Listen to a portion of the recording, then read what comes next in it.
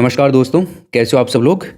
तो आज आपका एक बहुत ही शानदार चैप्टर शुरू होने जा रहा है और इस चैप्टर से एग्ज़ाम में कम से कम 2 या 3 प्रश्न पूछे जाते हैं। तो आप लोग अगर यहाँ से इस चैप्टर को कंप्लीट कर लोगे, मैं आपको पूरा बहुत अच्छे तरीके से समझाऊंगा एक एक चीज़ को। कभी भी प्रश्न गलत नहीं होगा, चाहे आपका वो रीट पात्रता का एग्ज़ाम हो, चाहे वो आपका 3rd ग्रेड का एग्ज़ाम हो, चाहे वो आपका 2nd ग्रेड का एग्ज़ाम हो, चाहे आपका 1st ग्रेड का एग्ज़ाम हो।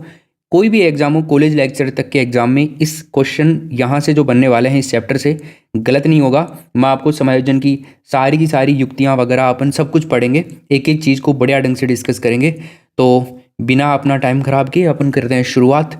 आप लोग वीडियो को लाइक कर लें और अगर आपको पूरा कोर्स कंप्लीट करना है यहाँ पे तो चैनल को सब्सक्राइब जरूर कर दें।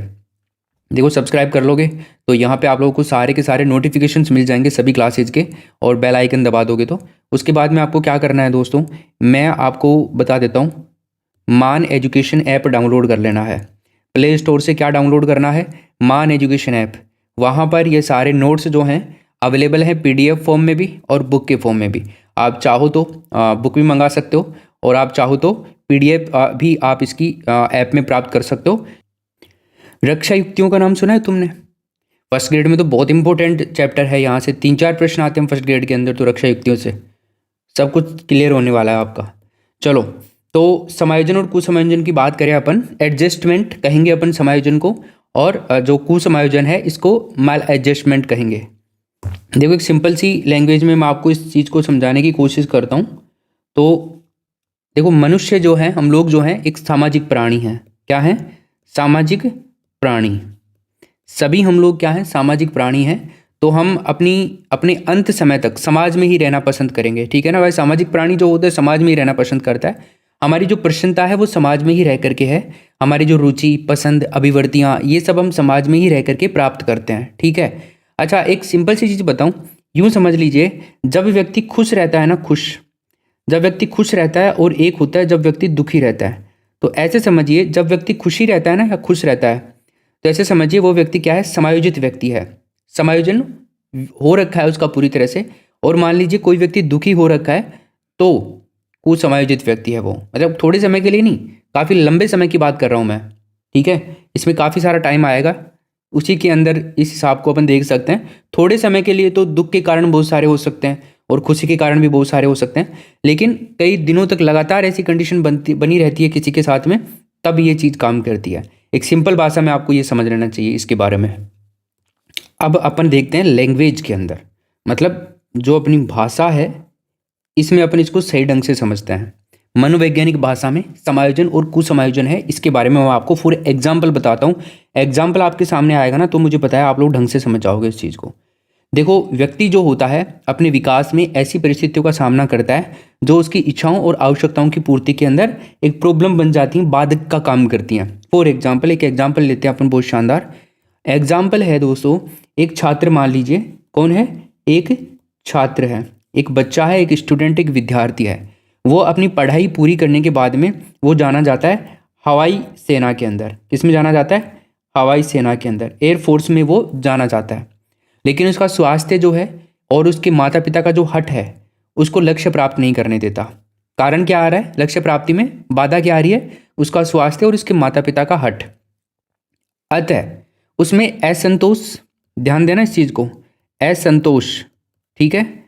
और मैं कह सकता हूँ असंतोष के साथ में कुछ और भी कई सारी चीज़ें हो सकती हैं, जैसे मानसिक तनाव। क्या हो सकता है? मानसिक तनाव। उसका जो व्यवहार है, जो व्यवहार वो बच्चा कर रहा है, व्यवहार में स्थिरता नहीं रहेगी। मतलब क्या आ जाएगी? अस्थिरता, ठीक है ना, अस्थिरता। ये सभी असामान्यताएं उत्पन्न होने लगती हैं, ठीक है। अब वो क्या करेगा? हवाई सेना में ना जाकर के क्या करेगा? वो वायुयान ऑफिस जो होता है ना, उसमें एक अच्छा प्रोफेसर बनने का लक्ष्य वो निर्धारित करेगा। उसने लक्ष्य को तो छोड़ दिया एयरफोर्स में जाने का, तो लेकिन एयरफोर्स में वो ऑफिस के अंदर कोई ऑफिसर बनना पसंद करेगा, क्योंकि उसी से रिलेवेंट ही उसकी सोच है, वहीं पर उसका मन लगेगा, वो सोचता है, तो वहाँ पर वो ऑफिसर बनने की कोशिश करेगा। अब देखो, यहाँ पे आप ध्यान देना चीज़ का मैं क्या बोल रहा हूँ। 2 चीज़ें हैं यहाँ पे। एक तो है, यदि वो जो ऑफिसर बनना चाह रहा है उसमें सफल हो गया, क्या हो गया? अगर वो सफल हो गया ना, तो क्या बनेगा? वहाँ पे जो परिस्थिति है उसके प्रति क्या हो गया? समायोजन हो गया। लेकिन अगर वो ऑफिसर भी नहीं बन पाया तो उस कंडीशन में क्या उत्पन्न होता है दोस्तों? कुसमायोजन। आ गया ना समझ में? इस कंडीशन में जब लक्ष्य की प्राप्ति नहीं होगी तो कुसमायोजन पैदा होगा। और कुसमायोजन के लिए भी बहुत सारी चीज़ें हैं जो अपन डिस्कस करेंगे आगे। समायोजन और कुसमायोजन दोनों को ही देखेंगे। तो क्या कह सकते हैं अपन? जब व्यक्ति अपने व्यवहार में गतिशीलता का प्रयोग आवश्यकताओं की पूर्ति और अपनी आत्मपुष्टि के लिए करता है ना, तो इस प्रक्रिया को समायोजन की प्रक्रिया अपन कह सकते हैं। इसमें कोई दिक्कत नहीं है। ठीक, अब आ जाइए अपन डिस्कस करते हैं अपने नोट्स के अंदर। यहाँ तक तो शायद आप लोगों को समझ में आ गया होगा। चलो देखो, अगर हम बात करते हैं दोस्तों सामान्य परिचय की, ठीक है, तो सामान्य परिचय यानी कि जनरल इंट्रोडक्शन। तो ये जो समायोजन जो शब्द है आपका, समायोजन शब्द दो शब्दों से मिलकर के बनाए, सम प्लस आयोजन। किससे बनाए? सम प्लस आयोजन से मिलकर के बनाए समायोजन। भाई देखो, आप यहाँ पर देखोगे मैं के अंदर ए की मात्रा है और यहाँ पर आ है, तो आपको पता है ना ये आ ही हो जाता है। चाहे इधर ए हो चाहे इधर ए हो, चाहे इधर ए हो चाहे इधर आ हो, चाहे इधर आ हो चाहे इधर ए हो, और चाहे दोनों तरफ में आ हो। होता क्या है दोस्तों? होता आ ही है, सभी का आ ही होता है। आपको दीर्घ संधि पढ़ी होगी आपने। चलिए, तो क्या है ना, इसमें अपन ने क्या देखा? सम प्लस आयोजन। तो सम प्लस आयोजन में अपन बात करें, सम का मतलब क्या होता है? अच्छी तरह या भली भांति। ठीक है, समझ रहे हो? अच्छी तरह या भली भांति। इसके अलावा आयोजन एक शब्द है, तो आयोजन का मतलब होता है व्यवस्था करना। तो क्या करना? अच्छी तरह या भली भांति व्यवस्था करना क्या कहलाता है? समायोजन कहलाता है। अब समायोजन किसे कहते हैं? दो तरह से आपको यहाँ पर देखना होगा। दो तरीके से मैं आपको बताऊंगा समायोजन किसे कहते हैं। एक तो है शारीरिक एवं मानसिक संतुलन बनाए रखने की जो प्रक्रिया होती है ना, हमारे शरीर का और मस्तिष्क का दोनों का संतुलन बनाए रखने की जो प्रक्रिया है वो क्या है? समायोजन कहलाती है। एक तो ये प्रकार हो गया समायोजन की परिभाषा का। एक है दूसरी परिभाषा, लक्ष्य प्राप्ति के लिए, कोई भी लक्ष्य प्राप्ति के लिए। अब देखो, जो बच्चा जो था वो एयरफोर्स में जाना चाह रहा था, तो लक्ष्य प्राप्ति के लिए परिस्थितियों को अनुकूल बनाना या परिस्थितियों के अनुकूल हो जाना। देखो, जब वो परिस्थितियों को अनुकूल खुद के बना रहा था तब तो क्या बनना चाह रहा था? वो एयरफोर्स में जाना चाह रहा था। लेकिन परिस्थिति के अनुकूल बन रहा है वो कब बन रहा है? जब वो एयरफोर्स के अंदर ऑफिसर बनने की सोच रहा है। पहले तो पायलट बनने की सोच रहा था, लेकिन बाद में क्या किया उसने? उसके कुछ शायद शरीर के अंदर कुछ बीमारी होने के कारण वो वहाँ पर नहीं जा पाया, या तो या घर वालों का कोई ऐसा दबाव रहा होगा जिसकी वजह से वो नहीं जा पाया। तो वो वहाँ पर कैसे एडजस्ट कर रहा है खुद को? वो एडजस्ट कर रहा है वहाँ पर कोई ऑफिसर का पद प्राप्त करके। ठीक है, तो परिस्थिति के अनुकूल हो गया ना, वो बच्चा ही अनुकूल हुआ वहाँ पे। दोनों ही तरह से अपन समायोजन कह सकते हैं इस तरह को। ठीक है, आया समझ में? आगे चलते हैं। अब समायोजन कुछ और परिभाषाएं हैं, ये देख लेते हैं। कुछ मनोवैज्ञानिकों ने परिभाषाएं दी हैं। तो डेफिनेशंस ऑफ एडजस्टमेंट, एडजस्टमेंट की परिभाषाओं को डिस्कस करें अपन, तो सबसे पहले जो परिभाषा हमारे सामने आती है दोस्तों वो आती है एडलर महोदय की। किसकी आती है? एडलर भाई साहब क्या कहते हैं कि समायोजन जो है ना श्रेष्ठता प्राप्ति का आधार है। क्या है? समायोजन श्रेष्ठता प्राप्ति का आधार है दोस्तों। उसके बाद में दोस्तों अगर बात करें स्किनर की, इसकी बात करते हैं। स्किनर की अगर हम बात करें तो समायोजन एक अधिगम प्रक्रिया है। क्या है दोस्तों? समायोजन क्या है? एक लर्निंग प्रोसेस है। ये आपको ध्यान रखना है, इतना सा याद रखना। समायोजन को अधिगम की प्रक्रिया किसने कहा? मतलब सीखने की प्रक्रिया किसने कहा? लर्निंग प्रोसेस किसने कहा? तो स्किनर ने कहा। उसके बाद में स्मिथ महोदय की बात करते हैं। स्मिथ सर ने क्या कहा? अच्छा, समायोजन वो होता है जो यथार्थ पर आधारित और संतोष देने वाला होता है। मतलब इन्होंने एक अच्छे समायोजन की बात करी है। समायोजन को इन्होंने भागों में बांट दिया, अच्छा समायोजन और बुरा समायोजन। तो अच्छे समायोजन के बारे में क्या कहा इन्होंने? कि अच्छा समायोजन वो होता है जो यथार्थ पर आधारित हो और संतोष देने वाला हो। यथार्थ पर आधारित मतलब उसमें कोई झूठ वगैरह की बातें नहीं हो, वास्तविकता पर आधारित समायोजन होना चाहिए। ठीक है, ऐसा नहीं है कि आप सपने देख रहे हो और अपने आप को समायोजित कर रहे हो, सलमान खान की तरह ही हूं मैं, तो ऐसे नहीं। मतलब वास्तविकता में आप समायोजित हैं तो ही वो समायोजन माना जाएगा और वो अच्छा समायोजन माना जाएगा। ठीक है, नहीं तो कुसमायोजन भी होता है कई तरह से। रोगों से पीड़ित, मानसिक द्वंद्व, कुंठा, तनाव, ये सब चीज़ें जो होती हैं कुसमायोजन के लक्षण होते हैं सारे के सारे। चलो आगे बात करते हैं। समायोजित व्यक्ति की विशेषताओं के बारे में बात करते हैं। जो व्यक्ति एडजस्टेबल है ना, जो व्यक्ति समायोजित है उसकी क्या क्या विशेषताएं होती हैं। अब आप देखना, आप खुद समझ जाओगे कि समायोजित व्यक्ति किस किस को कहते हैं मनोवैज्ञानिक भाषा में। एक तो वो होते हैं जिनके उद्देश्य स्पष्ट और निश्चित होते हैं। तो सबसे पहला यही क्यों लिखा मैंने? ये इसलिए लिखा क्योंकि आप में से बहुत सारे लोगों के उद्देश्य और उद्देश्य जो होते हैं वो स्पष्ट नहीं होते। ठीक है, अगर आपने कर भी रखा है ना उद्देश्य स्पष्ट, तो उसके लिए आप प्रॉपर रूप से काम नहीं कर रहे हो। भाई मान लिया आप लोग टीचर बनना चाह रहे हो, ठीक है, अब टीचर बनने के लिए क्या करना पड़ता है? आपको कड़ी मेहनत करनी पड़ती है। ऐसे ही तो यूं ही तो टीचर बन नहीं जाओगे आप बातों में ही। तो ऐसे अपने भाई या भाभी तो अपने मुख्यमंत्री है नहीं, है ना, तो ऐसा तो होने वाला है नहीं कि वहाँ पे वो अपने को बना देंगे। और मुख्यमंत्री जी भी कई बार नहीं बना पाते हैं, ठीक है, क्योंकि आजकल पता है आपको क्या हो रहा है, जिन्होंने भी बनाया है उनका हाल आप देख ही रहे हो क्या हो रहा है।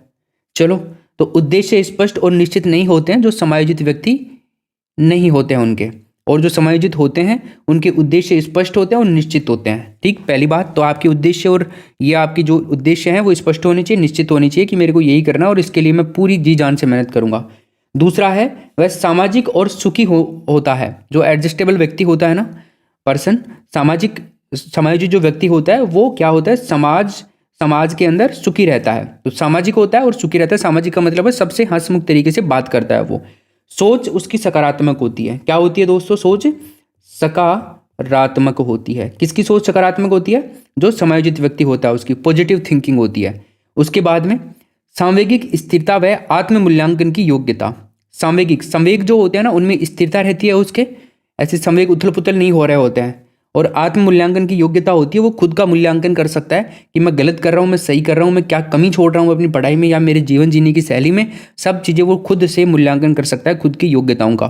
ठीक है, समायोजित व्यक्ति जो होता है वो। दूसरा है पर्याप्त निर्णय क्षमता निहित होती है इनमें। निर्णय लेने की क्षमता जो होती है ना वो पर्याप्त होती है। ये सही डिसीजन ले सकते हैं खुद के हिसाब से, खुद के जीवन के लिए, और दूसरों को भी राय दे सकता है समायोजित व्यक्ति। उसके बाद में तीसरी बात करें, स्वयं और वातावरण के मध्य संतुलन बनाए रखते हैं। ये जो व्यक्ति होते हैं समायोजित व्यक्ति क्या करते हैं, स्वयं के और वातावरण के मध्य संतुलन बनाए रखते हैं। देखो, जो अपन मनुष्य हैं और पर्यावरण है इसके बीच में काफ़ी गहरा संबंध होता है, काफ़ी एक डीपली बॉन्ड होता है, गहरा संबंध बहुत गहरा होता है। और इसको मैं कह सकता हूँ अटूट संबंध भी होता है, क्योंकि अपन पर्यावरण में ही तो रह करके जीवन जीते हैं। तो मनुष्य ही पर्यावरण को स्वच्छ करता है और मनुष्य ही पर्यावरण को प्रदूषित भी करता है, और उसका असर भी मानव जीवन के ऊपर ही पड़ता है। इसलिए पर्यावरण को स्वच्छ और स्वस्थ रखना मनुष्य की जिम्मेदारी होती है। तो जो व्यक्ति समायोजित होते हैं वो ऐसा करते हैं। ठीक है, आगे दोस्तों अगर अपन बात करते हैं नेक्स्ट, तो समायोजन के अंदर एक टीचर की क्या भूमिका हो सकती है। आप लोग ये टीचर बनने वाले हो तो आपका क्या रोल रहेगा समायोजन के अंदर। तो समायोजन में शिक्षक की क्या भूमिका होती है, जरा इसके ऊपर गौर करते हैं अपन। तो पहली जो भूमिका है दोस्तों वह बालकों के साथ पक्षपातपूर्ण व्यवहार नहीं करना। क्या नहीं करना? जो बालक होते हैं ना दोस्तों, बालक, तो बालकों के साथ में पक्षपातपूर्ण व्यवहार नहीं करना चाहिए। दूसरी बात है विद्यालय का वातावरण स्वच्छ रखना चाहिए। तीसरी बात है गरीब विद्यार्थियों की आपको थोड़ी बहुत हेल्प कर देनी चाहिए खुद के मनी पॉकेट से। उसके बाद में शिक्षा को लचीली और बाल केंद्रित बनाना चाहिए ताकि बच्चों को शिक्षा लेने में आनंद आए। ठीक, उसके बाद में विद्यालय में यौन शिक्षा की भी उचित व्यवस्था करनी चाहिए ताकि विद्यार्थी जो है भटके ना अपने लक्ष्य के प्रति। उसके अलावा शिक्षक विद्यार्थियों को आदर्श उदाहरण प्रस्तुत करेंगे। ठीक है, और जो शिक्षक होते हैं विद्यार्थियों को आदर्श उदाहरण देंगे ताकि बच्चे उनकी तरह बनने की कोशिश करें, जैसे स्वामी विवेकानंद के बारे में, गांधी जी के बारे में, भगत सिंह के बारे में, चंद्रशेखर आज़ाद के बारे में, भीमराव अम्बेडकर के बारे में। इन लोगों के बारे में अगर देंगे ना एग्जाम्पल्स, अब्दुल कलाम के बारे में, तो ये सब क्या है, आदर्श एग्जाम्पल्स हैं। तो विद्यार्थी इनसे आदर्श की तरह ही बनना चाहेंगे, वो भी ऐसे ही बनना चाहेंगे। इससे समाज का विकास होता है और देश का भी विकास होता है, क्योंकि देश का भविष्य तो युवा होता है। छात्रों द्वारा उचित कार्य करने पर उनके उत्साहवर्धन के लिए पुरस्कार देना चाहिए। अगर बच्चे जो हैं कोई अच्छा काम कर रहे हैं तो उनको और प्रोत्साहित करना चाहिए, उनका उत्साहवर्धन करने के लिए उनको प्रोत्साहित करना चाहिए, पुरस्कार उनको देना चाहिए। अध्यापक द्वारा बालकों की समस्या का पता लगाने के लिए निदानात्मक उपचारात्मक विधि का प्रयोग करना चाहिए। ठीक है, बालकों की जो समस्याएं हैं उनका पता लगाने के लिए उपचारात्मक विधि का प्रयोग करना चाहिए। इसके बाद में चलते हैं अपन आगे, समायोजन के प्रकार देखते हैं, है ना, टाइप्स ऑफ एडजस्टमेंट। तो इसके अंदर देखो दो तरह के प्रकार हो सकते हैं। एक तो जैविकीय समायोजन होता है और एक होता है सामाजिक समायोजन, सोशल एडजस्टमेंट जिसको अपन कह सकते हैं। और एक आपका जो होता है बायोलॉजिकल एडजस्टमेंट। ठीक है, बायोलॉजिकल और सोशल एडजस्टमेंट, दो तरह के समायोजन के प्रकार देख सकते हैं। उसके अलावा और भी प्रकार का समायोजन होता है, मोस्टली दो तरह का होता है, लेकिन कई प्रकार और भी बना सकते हैं। अब अपन अपने हिसाब से भी कई सारे प्रकार बना सकते हैं। देखो, स्वयं के साथ में समायोजन भी होता है, ठीक है, सेल्फ एडजस्टमेंट। एक संवेगात्मक समायोजन भी होता है, एक समायोजन विद्यालय के अंदर भी होता है, एक लैंगिक समायोजन भी होता है। ठीक है, तो कई प्रकार के समायोजन होते हैं। अब यहाँ पे सबसे पहले अपन देखते हैं कौन से समायोजन को, जैविक है, बायोलॉजिकल समायोजन को। तो बायोलॉजिकल समायोजन में क्या होता है ना, प्राणी जो होता है अपनी शारीरिक आवश्यकताओं की पूर्ति करने के लिए वातावरण के साथ में जो सामंजस्य स्थापित करता है ना, उसी को अपन बायोलॉजिकल एडजस्टमेंट कहते हैं या जैविकीय समायोजन कहते हैं। ठीक है, अब इसके अंदर जैसे भोजन, कपड़ा, है ना, वातावरण से प्राप्त होते हैं अपने को ये सब चीज़ें। तो ये क्या हो गया, भोजन प्राप्त करना, कपड़ा प्राप्त करना, मनुष्य अपनी मेहनत करके, दिमाग लगा के ये सब चीज़ें करता है ना, तो ये आपके बायोलॉजिकल एडजस्टमेंट में आएंगे, आपके जैविकीय समायोजन के अंदर आएंगे।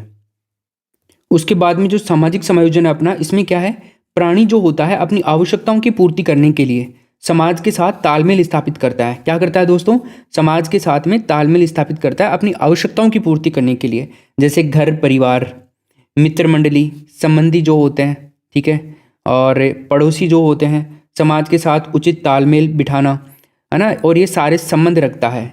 तो सामाजिकता का तो ये मतलब हो गया। तो सामाजिक समायोजन का मतलब समझ गए आप। उसके बाद में आता है अपना स्वयं के साथ में समायोजन, खुद के साथ में एडजस्टमेंट जो होता है। इसमें क्या होता है ना, प्राणी अपनी भावनाओं, अपनी योग्यताओं और अपनी जो क्षमताएं होती हैं और जो संवेग होते हैं उनके अनुरूप स्वयं के साथ तालमेल स्थापित करता है। ठीक है भाई, खुद की ही भावनाएं जो होंगी, योग्यताएं होंगी, क्षमताएं होंगी, जो पावर्स होती हैं, संवेग हैं, उनके अनुरूप खुद के साथ में तालमेल स्थापित करना क्या कहलाता है, आपका स्वयं के साथ समायोजन कहलाता है। ठीक है, इसके बाद में, और जो लोग इन चीज़ों के साथ में तालमेल नहीं बिठा पाते हैं ना, वो कुसमायोजित व्यक्ति होते हैं, ये भी ध्यान रखना। अगला आता है संवेगात्मक समायोजन। ठीक है, उचित समय पर उचित संवेगों की अभिव्यक्ति संतुलित व्यक्ति के लिए आवश्यक होती है। जो लोग ऐसा नहीं कर पाते हैं ना, वो असंतुलित और कुसमायोजित होते हैं। रहेगा याद। अब इसका क्या मतलब हुआ, उचित संवेगों की अभिव्यक्ति जो है उचित समय पर। भाई देखो, कई लोग जो होते हैं ना, बात बात पे झगड़ा करने लग जाते हैं, छोटी सी बात पे भी झगड़ा करने लग जाते हैं, तो वो लोग क्या होते हैं ना, कुसमायोजित व्यक्ति होते हैं। लेकिन कई लोग आप नहीं देखते हो, जहाँ पर जरूरी होता है ना वहीं पर बोलते हैं वो, ठीक है, और जहाँ पर ज़्यादा ही जरूरी हो ना वहीं पर गुस्सा करते हैं वो लोग। तो ऐसे लोग तो समायोजित होते हैं। और जो लोग बात बात पे ज़्यादा चिल्लाते रहते हैं, है ना, ज़्यादा बोलते रहते हैं, ज़्यादा गुस्सा करते रहते हैं, तो वो कुसमायोजित व्यक्ति के लक्षण होते हैं। ठीक, उसके बाद में बात करें विद्यालय समायोजन। क्या, विद्यालय का समायोजन जो होता है, विद्यालय समायोजन के अनुसार स्वयं को अनुकूलित करना। भाई विद्यालय का जो वातावरण है उसके अनुसार स्वयं को वहाँ पर अनुकूलित करना। वहाँ पर कई बच्चे नहीं होते, मैं विद्यालय नहीं जाऊँगा, ठीक है, नहीं जाऊँगा, तो उनके पापा उनको बार बार बोलते हैं कि विद्यालय जाना पड़ेगा, नहीं जाएगा तो खाएगा चोट।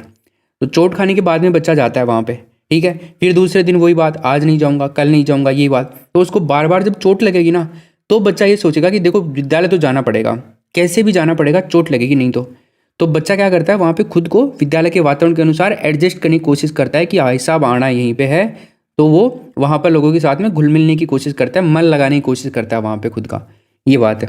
उसके बाद में लैंगिक समायोजन होता है एक।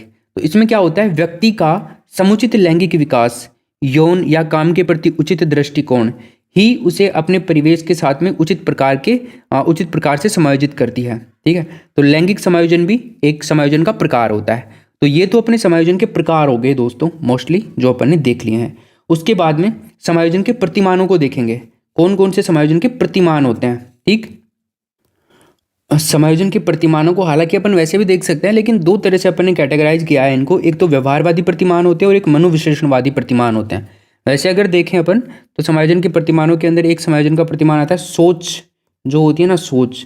तो सोच का विकास क्या होता है, सोच का विकास क्या है आपका, ये समायोजन का प्रतिमान ही होता है। भावात्मक संतुलन, निर्णय लेने में स्वतंत्रता, ठीक है, सहनशीलता, दूसरों को स्वीकार करने की क्षमता, ये सभी समायोजन के प्रतिमानों के अंदर ही आते हैं। अब देखो यहाँ पर जो है व्यवहारवादी प्रतिमान, तो व्यवहारवादी प्रतिमान के ऊपर बात करिए व्यवहारवादी मनोवैज्ञानिकों ने। ठीक है, तो व्यवहारवादियों ने मानव शरीर को यंत्रवत माना है, तो मानव का जो शरीर है उसको यंत्रवत मान लिया व्यवहारवादी मनोवैज्ञानिकों ने। व्यवहारवादी मनोवैज्ञानिकों के बारे में पता है कौन कौन से हैं, इनमें सबसे मुख्य तो है वॉटसन, जेबी वॉटसन, ठीक है, जेबी वॉटसन,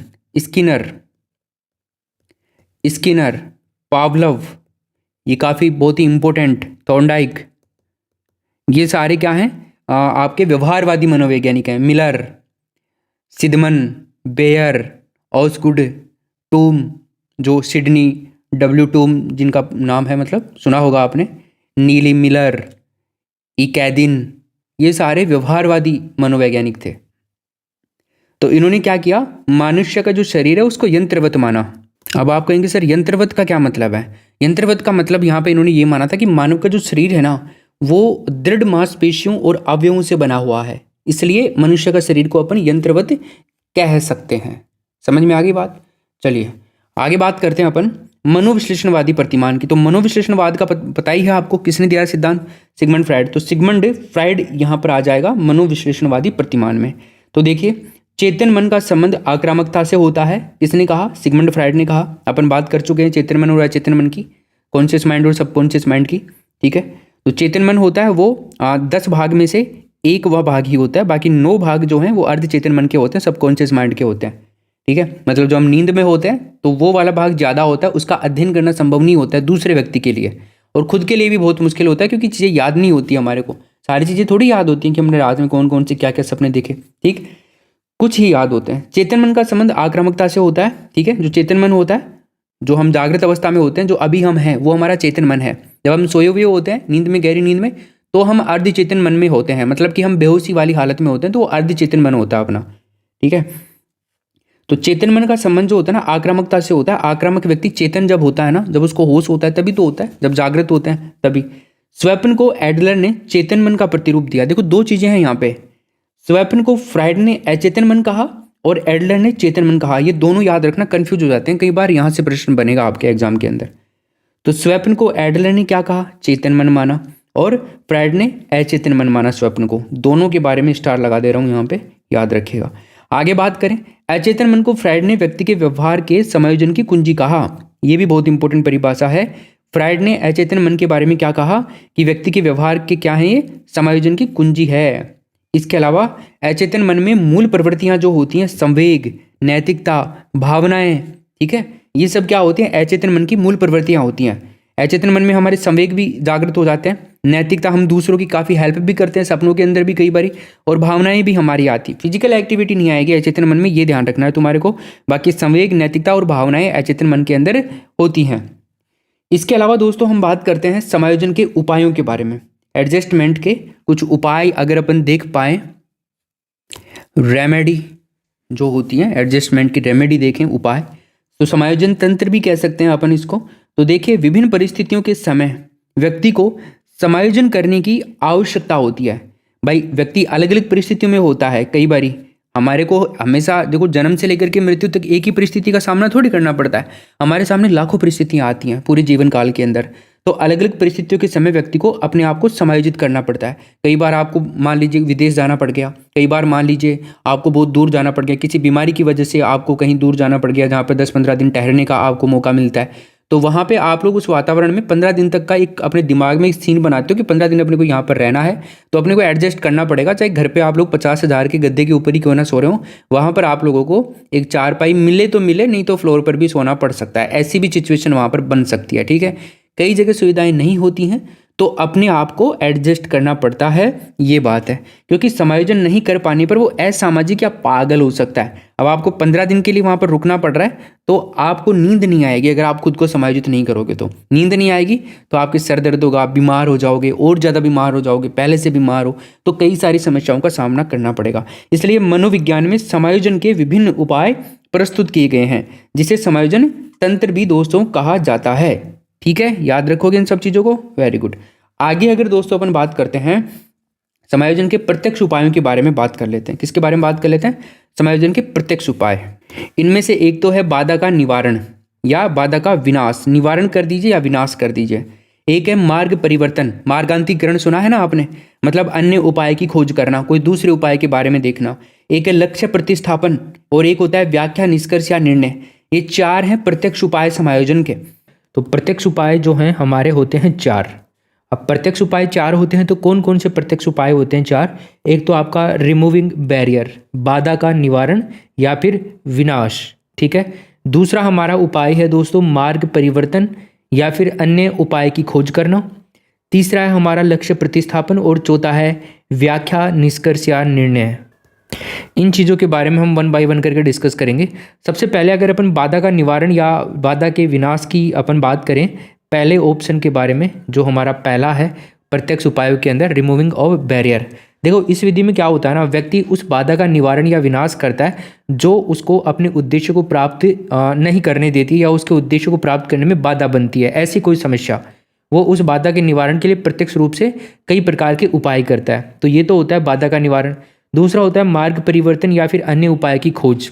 सीकिंग अनदर प्लान कह सकते हो आप लोग इसको। इसमें क्या होता है, जब व्यक्ति बाधा का निवारण या विनाश नहीं कर पाता है ना, तो व्यक्ति जो होता है वो अपने लक्ष्य को प्राप्त नहीं कर पाता है। देखो, बाधा का निवारण नहीं हो पाएगा तब आप लक्ष्य कैसे प्राप्त कर सकते हो बताइए। अब देखो, आपके सामने आप क्या हैं, आप लोग टीचर बनने वाले हो, आप टीचर बनने की कोशिश कर रहे हो, पढ़ाई कर रहे हो उसके लिए। अब आपके सामने एक बाधा आ गई, कोई ऐसी समस्या आ गई कि आपकी पढ़ाई नहीं हो रही है ना, पढ़ाई नहीं हो पा रही है। या तो मान लीजिए फॉर एग्जाम्पल आप बीमार हो गए, भगवान ना करे ऐसा कभी हो आपके साथ में, पर मान लीजिए आप हो गए फॉर एग्जाम्पल, या कोई और हो गया, या फिर आपकी फैमिली के अंदर कोई ऐसी समस्या आ गई जिसकी वजह से आप लोग क्या है ना, पढ़ाई का काम जो है आपका रुक गया है। ठीक है, आप नहीं पढ़ पा रहे हो जो प्रॉपर रूप से आपको पढ़ना चाहिए आपको टीचर बनने के लिए। जो लाखों लोग पढ़ाई कर रहे हैं वैसी आप तैयारी नहीं कर पा रहे हो, और जब वैसी तैयारी आप नहीं कर पाओगे तो क्या होगा, आप शिक्षक नहीं बन पाओगे। सिंपल सी बात है ना। तो यही बात मैं कह रहा हूँ कि जब व्यक्ति अपनी बाधा का निवारण या विनाश नहीं कर पाता है तो वो क्या हो जाता है, वहाँ पे लक्ष्य प्राप्त नहीं कर पाता है। तो जब तक आप पढ़ाई की जो बाधा है आपकी ना होने की कई सारी वजह है, तो उन वजहों को जब तक आप खत्म नहीं कर दोगे ना, तब तक आप टीचर नहीं बन सकते, तब तक आपकी पढ़ाई नहीं हो सकती, तो आपको लक्ष्य प्राप्त नहीं हो सकता है टीचर बनने का। तब आप क्या कर सकते हो, तब आप लक्ष्य को प्राप्त करने के लिए कोई अन्य उपाय या रास्ता खोज सकते हो। ठीक है, जैसे मैं आपको कोई एग्जाम्पल बताऊँ इसके लिए। से एक बालक है, पेड़ पर लगा हुआ, मान लीजिए कोई अमरूद है ना, कोई अमरूद का फल है, अमरूद है, तो वो हाथ नहीं आ रहा है कोई बालक के, मतलब तोड़ नहीं पा रहा है उसको, तो वो उसका क्या करेगा, डंडे की सहायता से उसको तोड़ लेगा। ठीक है, ऐसा कर सकता है ना वो, भाई डायरेक्ट हाथ नहीं आ रहा है तो वो डंडे की सहायता से तोड़ सकता है उसको। दूसरी मैं बात करूँ, आप स्वाध्याय में सफल नहीं हो पा रहे हो, ठीक है, तो स्वाध्याय में सफल नहीं हो पाने वाला जो प्रतियोगी होता है किसी मार्गदर्शक को चुन लेता है। कोई मार्गदर्शक ऐसा देख लेगा जिसकी वजह से वो इसमें रुचि बना सकता है, कई सारी चीज़ें कर सकता है। तो ये इसके एग्जाम्पल्स होते हैं। एक होता है लक्ष्य प्रतिस्थापन। लक्ष्य प्रतिस्थापन मतलब सब्सटीट्यूट ऑफ अदर गोल्स। देखो, इसमें क्या होता है ना, जब व्यक्ति अपने जो मौलिक लक्ष्य होते हैं, मूल लक्ष्य होते हैं, उनको प्राप्त करने में सफल नहीं हो पाता है, तब वो उसकी बजाय उसी प्रकृति का एक छोटा लक्ष्य बना लेता है और स्वयं को क्या करता है, एडजस्ट करता है, समायोजित करता है। देखो, जैसे फॉर एग्जाम्पल आप मान लीजिए फर्स्ट ग्रेड की तैयारी कर रहे हो, ठीक है ना, फर्स्ट ग्रेड की तैयारी कर रहे हो। अब फर्स्ट ग्रेड की भर्ती के अंदर आप लोग असफल हो गए, तो असफल हो गए तो आप सोच रहे हो यार फर्स्ट ग्रेड में तो पार नहीं पड़ रही है, अपन क्या करते हैं, सेकंड ग्रेड या थर्ड ग्रेड की तैयारी करते हैं, इसमें भी तो टीचर ही बना जाएगा। तो थर्ड ग्रेड या सेकंड ग्रेड के टीचर बन करके आप लोग लक्ष्य को समायोजित कर लोगे, अपने लक्ष्य को, अपना लक्ष्य पालोगे। फॉर एग्जाम्पल, एक और एग्जाम्पल इसका लक्ष्य प्रतिस्थापन का एक और एग्जाम्पल है, जैसे बारिश के कारण मान लीजिए क्रिकेट मैच जो है वो नहीं खेल पाने पर एक खिलाड़ी जो है घर पर ताश या फिर शतरंज खेल करके अपना मनोरंजन कर सकता है। तो ऐसे दूसरी परिस्थिति में लक्ष्य को प्राप्त कर लेना, भाई खेल ही तो हो रहा है तो ऐसा खेल खेल लेगा वो जहाँ पर बारिश नहीं हो रही है। ठीक, इसके अलावा एक आता है व्याख्या, निष्कर्ष या आपका निर्णय, एनालिसिस या डिसीजन आप कह सकते हो इसको। इसमें क्या होता है ना, जब व्यक्ति के सामने दो समान रूप के वांछनीय लेकिन विरोधी लक्ष्य इच्छाएं होनी चाहिए, तब वो अपने पूर्व अनुभवों के आधार पर उनके ऊपर विचार करता है और अंत में उनमें से एक का चुनाव करने का वो क्या करता है, निर्णय करता है। जैसे मैं आपको एग्जांपल्स बताऊं, मान लीजिए एक ही दिन दो प्रतियोगी परीक्षाएं होने वाली है आप लोगों की, तो आपको क्या करना पड़ेगा, एक का चुनाव करना पड़ेगा ना। अब आप किसका चुनाव करोगे वो आपके ऊपर डिपेंड करता है। आप उसी का चुनाव करोगे ना जिसके लिए आपने मेहनत करी है या फिर जिसके लिए आपने ज़्यादा मेहनत करी है। ठीक है, उसी के लिए तो चुनाव करोगे, उसी का तो चुनाव करोगे जिसकी आपने ज़्यादा तैयारी करी है। तो ये इसी का एग्जाम्पल है, व्याख्या, निष्कर्ष या निर्णय का ही। ठीक, ओके, तो इनको एक एक करके देखते हैं अब अपन। बाधा का निवारण, रिमूविंग बैरियर। तो इस विधि में व्यक्ति उस बाधा का निवारण या विनाश करता है जो उसे अपने उद्देश्य को प्राप्त नहीं करने देती, और वो उस बाधा के निवारण के लिए विभिन्न उपाय करता है। ठीक है, कई सारे उपाय करेगा। उसके बाद में दूसरा है मार्ग परिवर्तन या अन्य उपाय की खोज या फिर सीकिंग अनदर प्लान। तो इसमें क्या होता है, जब व्यक्ति बाधा का निवारण या विनाश नहीं कर पाता है ना, तो वह अपने लक्ष्य को प्राप्त नहीं कर पाता है। तब वो क्या करता है, अपने लक्ष्य को प्राप्त करने के लिए किसी अन्य उपाय या रास्ते की खोज करता है। जैसे मैंने आपको बताया कि एक बालक पेड़ पर लगा हुआ आम है, वो हाथ नहीं आ रहा है, उसको नहीं तोड़ पा रहा है, तो उसको डंडे की सहायता से तोड़ लेगा। दूसरी बात अपन करें तो स्वाध्याय से सफल नहीं हो पाने वाला प्रतियोगी किसी मार्गदर्शक को चुन लेता है। खुद के मतलब स्वाध्याय से सफल नहीं हो पा रहा है तो मार्गदर्शक को चुन लेगा, उसकी सहायता से वो अपना क्या कर सकता है, अपने लक्ष्य को प्राप्त कर सकता है। तीसरा है अपना लक्ष्य प्रतिस्थापन या सब्स्टिट्यूशन ऑफ अदर गोल। तो इसमें क्या होता है, जब व्यक्ति अपने मौलिक लक्ष्य को प्राप्त करने में सफल नहीं हो पाता है ना, तब वह उसकी बजाय उसी प्रकृति का कोई अन्य छोटा लक्ष्य बना लेता है और स्वयं को क्या करता है, वो समायोजित करता है। जैसे कॉलेज प्रोफेसर भर्ती में असफल व्यक्ति प्रथम श्रेणी शिक्षक बनकर के लक्ष्य को समायोजित करेगा, या फिर द्वितीय या तृतीय श्रेणी, वर्षा के कारण हॉकी मैच नहीं खेल पाने पर एक खिलाड़ी घर पर ताश या शतरंज खेल करके अपना मनोरंजन कर सकता है। तो जो भी मैंने चीज़ें आपको बताई हैं वो सारी यहाँ पर लिखित रूप में आपको मिल रही हैं। चौथी मैं आपको बताऊँ निर्णय या निष्कर्ष, एनालिसिस डिसीजन की बात करें अपन, तो इसमें क्या होता है ना, जब व्यक्ति के सामने दो समान रूप से विरोधी लक्ष्य या इच्छाएं होती हैं, दो समान रूप से विरोधी लक्ष्य या इच्छाएं, तब वो अपने पूर्व अनुभवों के आधार पर उन पर विचार करता है और अंत में उनमें से एक का चुनाव करने का वो डिसीजन करता है। अब चुनाव किसका करेगा? जिसकी उसने तैयारी ज़्यादा करी होगी। तो एक ही दिन दो प्रतियोगी परीक्षाएं होने पर प्रतियोगी उस पर परीक्षा का चुनाव करता है, उस परीक्षा का चुनाव करेगा जिसकी तैयारी उसने सबसे अच्छे तरीके से की है। ठीक, ये बातें हो गई। अब दोस्तों अपन 2 नंबर पे बात करेंगे रक्षात्मक युक्तियों की। ये बहुत इंपॉर्टेंट चीज़ आपकी शुरू होने जा रही है। रक्षात्मक युक्तियाँ या अप्रत्यक्ष उपाय या मानसिक मनोसंरचनाएं, डिफेंस मैकेनिज्म। ठीक है, तो रक्षात्मक युक्तियों की बात करेंगे। इनको ही अप्रत्यक्ष उपाय भी बोलते हैं और इनको ही मानसिक मनोसंरचनाएं भी बोलते हैं। अब देखो, इनमें आपको थोड़ा सा डिस्कस करना होगा अपने को इनके बारे में। तो इसमें क्या होता है ना, अहम रक्षा युक्तियाँ अचेतन स्तर पर काम करती हैं। जो अहम रक्षा युक्तियाँ जो होती हैं ईगो वाली, वो क्या करती हैं? अचेतन स्तर पर काम करती है। मतलब जब हम सोए हुए होते हैं, मान लीजिए नींद में होते हैं, गहरी नींद में, ठीक है, तब काम करती हैं। हमारे अहम और आत्मसम्मान को ठेस पहुंचाने वाली हर बात से हमारी रक्षा करना ही इनका उद्देश्य होता है। जो रक्षात्मक युक्तियाँ होती हैं, इनका क्या क्या क्या काम होता है? ये हमारी जो मान लीजिए कहीं पर भी हमारे अहम या आत्मसम्मान को ठेस पहुंच रही है, तो उससे रक्षा करने का काम करती हैं रक्षात्मक युक्तियाँ। कैसे करती हैं ये बात हम आगे करेंगे। रक्षात्मक युक्तियों का प्रयोग व्यक्ति अर्धचेतन और अचेतन अवस्था में करता है। ठीक है ना भाई, अचेतन अवस्था या अर्धचेतन अवस्था में, मतलब सबकॉन्शियस जो स्टेज होती है उसमें करेगा। रक्षात्मक युक्तियाँ मनोसंरचनाएं व्यक्तित्व का रक्षा कवच होती हैं। क्या होती हैं दोस्तों? व्यक्तित्व का रक्षा कवच, याद रहेगा ना?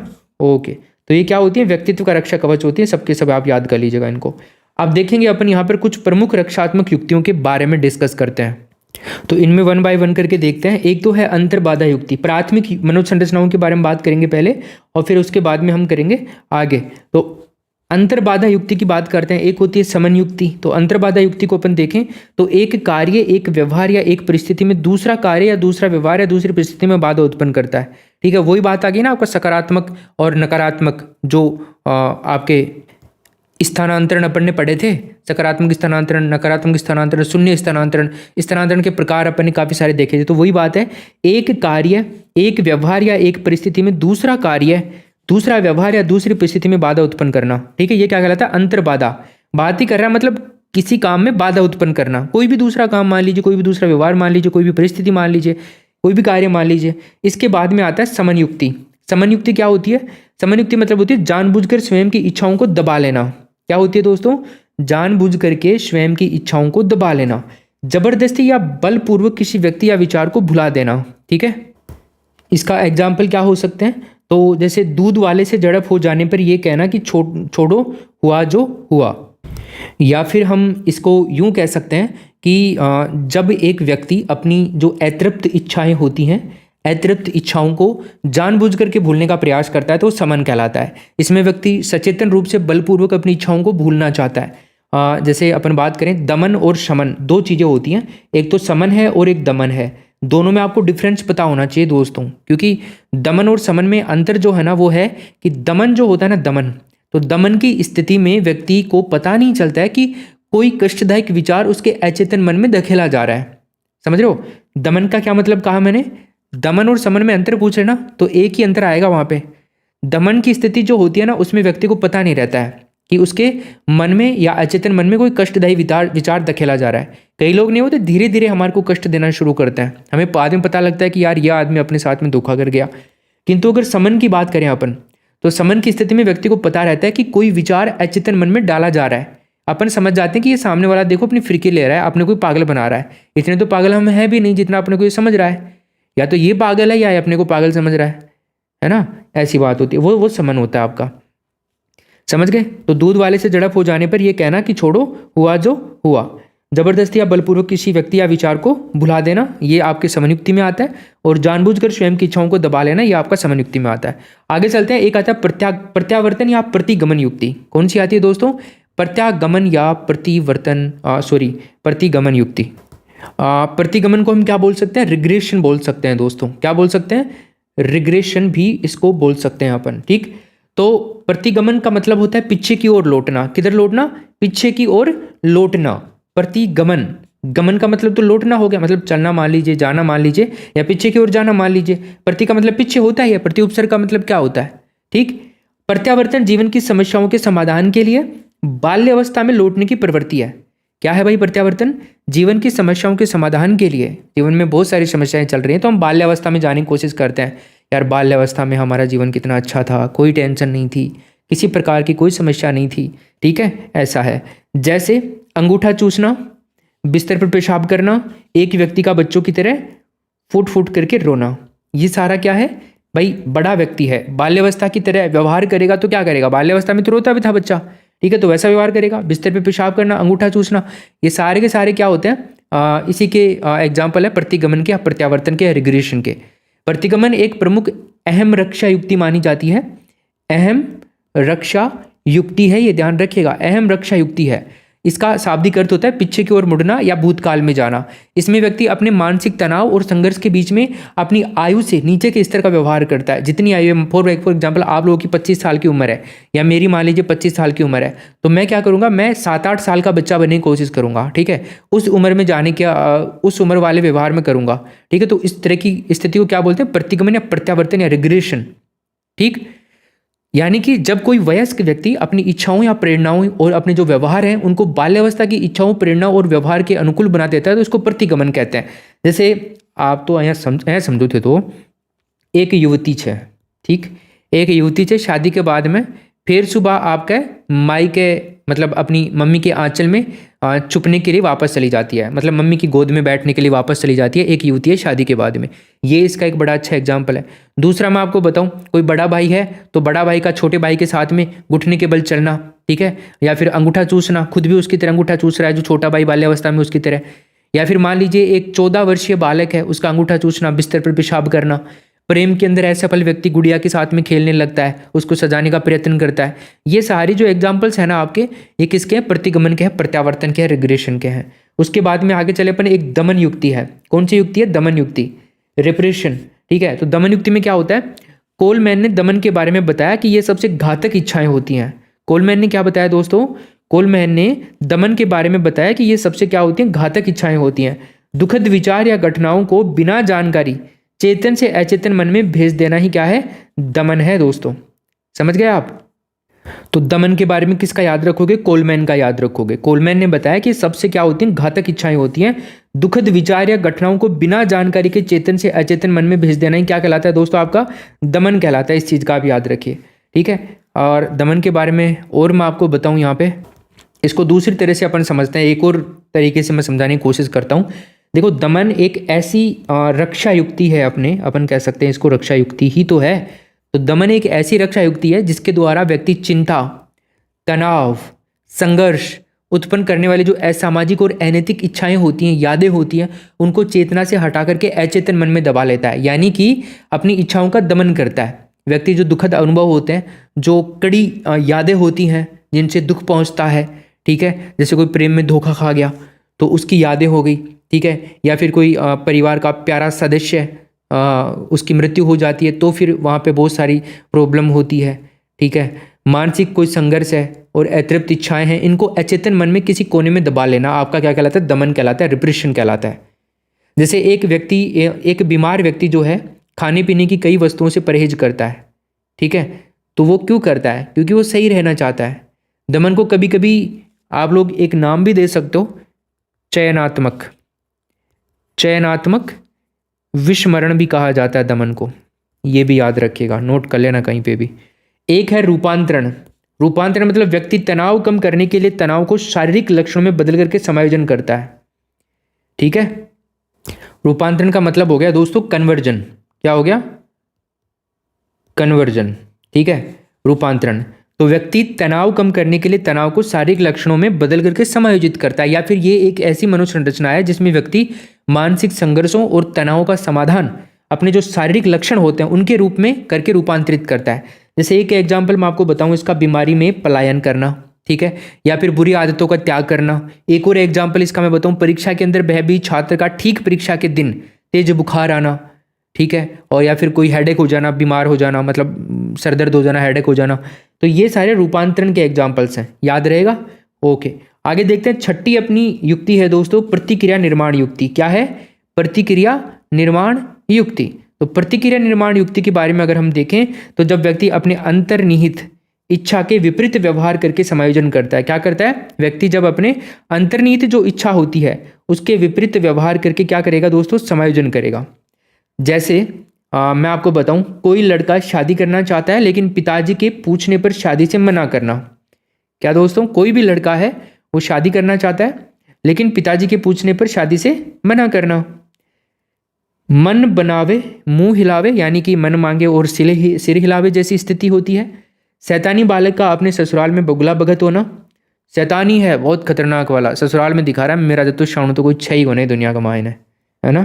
ससुराल में ऐसे दिखाते हैं ना, पापा जी की धोख देना, मम्मी जी की धोख देना, जा करके खुद के मम्मी पापा जी की तो कभी धोख दिया ही नहीं वो, पर वहाँ पे ऐसे दिखाएगा। अरे खुद के मम्मी पापा को भी तो दिखाओ भाई, मानते हैं वो भी आपके मम्मी पापा हो गए, लेकिन खुद के मम्मी पापा को भी तो दो आप थोड़ा सा महत्व। उनसे तो आप बहुत खतरनाक वाली बातें करते हो, कुछ समझते नहीं हो। मैं सबके लिए नहीं बोल रहा हूँ, कुछ लोग ऐसे होते हैं, ठीक है। चलो, तो प्रतिक्रिया निर्माण युक्ति के बारे में समझ गए। उसके बारे में बात करते हैं नेक्स्ट, युक्तिकरण युक्ति। ये इंपॉर्टेंट युक्ति है दोस्तों आपके। कौन सी है?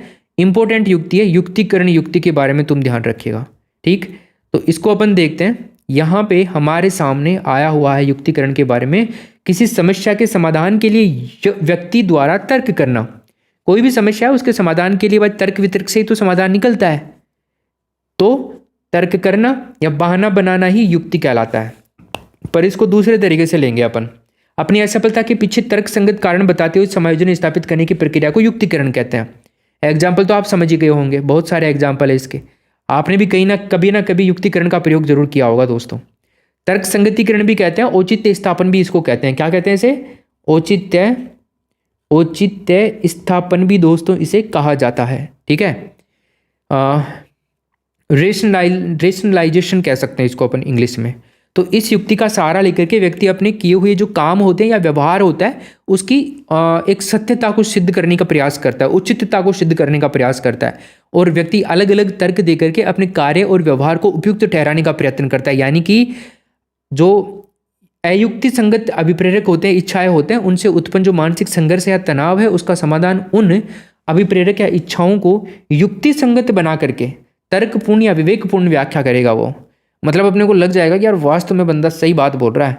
इसमें व्यक्ति संबंधित लक्ष्य या कार्य में कमी बता देता है। फॉर एग्जाम्पल एक सीधा सा है, अंगूर खट्टे बता देना, ठीक है। नींबू मीठे बता देना। मीठा नहीं मुझे भाई ये तो, अरे नींबू कभी मीठे हुए हैं क्या यार? अंगूर तो चलो खट्टे होते हैं, लेकिन नींबू कभी मीठे होते हैं क्या? किसी के पास स्कूटर या कार नहीं होते, पर वो तर्क देते हैं। कैसा तर्क देते हैं? आपने भी सुना होगा कि मेरे पास ये नहीं है, मैं तो साइकिल चलाता हूँ क्योंकि साइकिल से व्यायाम अच्छा हो जाता है। ऐसा होता है ना? हाँ, हालांकि बात सही है, साइकिल चलानी चाहिए, जितना पॉसिबल होना उतना साइकिल चलाना चाहिए, लेकिन कई लोग इसको उस तरीके में बोल देते हैं कि मेरे को कमज़ोर ना समझे कोई, उस वे में बोल देते हैं। पर साइकिल चलाना चाहिए दोस्तों। एक व्यक्ति मान लीजिए फर्स्ट ग्रेड का शिक्षक है और फिर वो सफल नहीं होता है, तो वो कहता है कि मुझे अध्यापक बनना ही नहीं था, मुझे तो आरएएस बनना है, इसलिए मैं तो ये करूँगा ही नहीं। निर्धन व्यक्ति द्वारा सूखी रोटी में ही असली स्वाद बताना, ठीक है, अपनी झोपड़ी को महल बताना, ये कई सारे एग्जाम्पल्स हैं इसके। अंगूर खट्टे, नौकरी उसके योग्य नहीं है, बहाने बनाना। कबूतर बिल्ली को देख करके आंखें बंद कर लेता है, ठीक है। क्यों? क्योंकि वो सोचता है कि बिल्ली चली गई है, पर उसको क्या पता कि वो बिल्ली का शिकार बनने ही गा। वो तो समझ गया कि बिल्ली गई और मैं तो बच गया। ये चीज़ें हैं। इसके बाद में एक है उन्नयन या उदात्तीकरण युक्ति। उन्नयन या उदात्तीकरण युक्ति के बारे में डिस्कस करते हैं अपन। इस युक्ति को दोस्तों शोधन युक्ति भी बोलते हैं। कौन सी बोलते हैं? शोधन युक्ति। या फिर इसी युक्ति को दोस्तों अपन बोल सकते हैं उदात्तीकरण, तो अपन ने उन्नयन युक्ति, उदात्तीकरण युक्ति, मार्गांतीकरण, है ना, ये नाम भूल रहा था मैं, मार्गांतीकरण भी बोलते हैं इसको।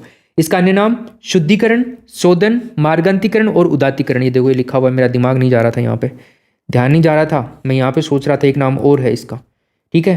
तो शुद्धिकरण हो गया, शोधन हो गया, मार्गांतीकरण हो गया और उदात्तीकरण हो गया। उदात्तीकरण को पलायन भी कहा जाता है, ठीक है ना, पलायन। इसमें नवीन, मौलिक और रचनात्मक कार्य किए जाते हैं, ठीक है ना। देखो इसमें व्यक्ति अपनी समाज विरोधी और जो गलत इच्छाएं होती हैं उनको समाज मान्य रूप में बदल लेता है, यानी कि जो दमित इच्छाएं होती है ना उनकी पूर्ति समाज के द्वारा जो स्वीकृत रचनात्मक क्रियाएं होती हैं उनके रूप में बदल लेता है, समाज के अकॉर्डिंग वो ढाल लेता है। इसमें व्यक्ति अपनी जो असंतुष्ट इच्छाएं होती हैं उनकी पूर्ति समाज के द्वारा जो स्वीकृत लक्ष्य हैं या फिर उद्देश्य हैं उनके रूप में प्रतिस्थापित करके करेगा। यानी कि सभी मानसिक जो रक्षात्मक या समायोजित युक्तियां हैं उनमें सर्वाधिक उन्नत या अत्यंत विकसित या रचनात्मक युक्ति जो होती है वो आपकी ये वाली युक्ति है, ध्यान रखना, उदात्तीकरण सबसे ज़्यादा इंपॉर्टेंट है। ठीक, अब यहाँ पे कुछ एग्जांपल्स देखते हैं इसके। जो विद्यार्थी मार काट या लड़ाई झगड़ा करते हैं ना उनका खिलाड़ी मुक्केबाज पहलवान के रूप में स्थापित हो जाना। भाई जो लड़ाई झगड़ा में तगड़ा छी वह पहलवान बन जाए छी, भाई नौकरी तो लाख उन सकी, पहलवानी कमाए ने खिलाड़ी बन जाए ला भाई ई कमाए ने 4 रुपये आपको कहीं करी छी एडजस्टमेंट करी थी, समायोजन कर लीजिए। असफल प्रेमी का युद्ध क्षेत्र में वीरता चक्र प्राप्त करना। कोई असफल प्रेमी है, किसी से प्रेम करता था, असफल हो गया, शादी नहीं हो पाई उससे, तो वो युद्ध क्षेत्र में जाकर के वीरता चक्र प्राप्त कर लेता है, तो यहाँ पर उसका समायोजन हो गया। ठीक है। और जैसे एक संतानहीन व्यक्ति है, धर्मशाला में जाएगा, अनाथालय में जाएगा, मंदिर में जाएगा, तो इन सब की स्थापना करवा करके वहाँ पर कुछ पैसे डोनेट करके वो अपने मानसिक तनाव को दूर कर सकता है। ठीक है। जैसे तुलसीदास का एग्जाम्पल दूँ मैं आपको। तुलसीदास जी जो थे, तुलसीदास ने अपनी पत्नी के प्रति आशक्त प्रेम को साहित्य में लगा करके महाकवि की उपाधि धारण करी थी। तो वो किसका एग्जाम्पल है? आपका उदात्तीकरण का एग्जाम्पल है, उन्नयन का एग्जाम्पल है, शोधन का है, मार्गांतीकरण का है, ये शुद्धिकरण का एग्जाम्पल है। एक इसके अलावा जैसे पहले समाज के अंदर अंतरजातीय विवाह नहीं हुआ करते थे, लेकिन वर्तमान में सरकारी मान्यता मिल चुकी है इस चीज़ को कि अंतरजातीय विवाह होंगे और सरकार उसके लिए पैसे भी देती है। तो ये सब क्या किसके एग्जाम्पल्स हैं? उन्नयन, उदात्तीकरण या शोधन या मार्गांतीकरण के। याद रहेगा। आगे चलते हैं। गौण मनुष्य संरचनाएं या रक्षा युक्तियाँ। एक पे अपन ने रक्षा युक्तियों की बात कर ली अपन ने, मतलब जो मुख्य रक्षा युक्तियाँ थी। अब गौण मनोसंरचनाएं या गौण रक्षा युक्तियाँ जो हैं इनको डिस्कस करते हैं। तो इनमें सबसे पहले जो रक्षा युक्ति आती है दोस्तों वो आती है अपने विस्थापन। क्या आती है? विस्थापन। और विस्थापन को अपन क्या बोल सकते हैं? डिस्प्लेसमेंट। डिस्प्लेसमेंट बोल सकते हैं। ठीक है, विस्थापन को। इसमें क्या होता है? व्यक्ति अपनी दमित भावनाओं या आक्रोश को निकालने के लिए ऐसी वस्तुओं या व्यक्तियों का चयन करता है जो उसकी तुलना में कमजोर होते हैं तथा प्रत्युत्तर में हानि पहुंचाने की संभावना कम होती है। जैसे निसंतान दंपति अपना प्यार और दुलार दूसरों की संतान या कुत्ते पाल करके करते हैं। ठीक है भाई, जिनके संतान नहीं होती वो लोग कुत्ते पाल करके अपना प्यार उनको दिखाते, उनको ऊपर बांटते हैं अपना प्यार। ठीक है, या फिर दूसरों के बच्चों के ऊपर अपना प्यार दुलार जताते हैं वो। दूसरा है अपना एग्जाम्पल, पति की डांट खा करके पत्नी आक्रोश में बर्तन तोड़ करके समायोजन करती है।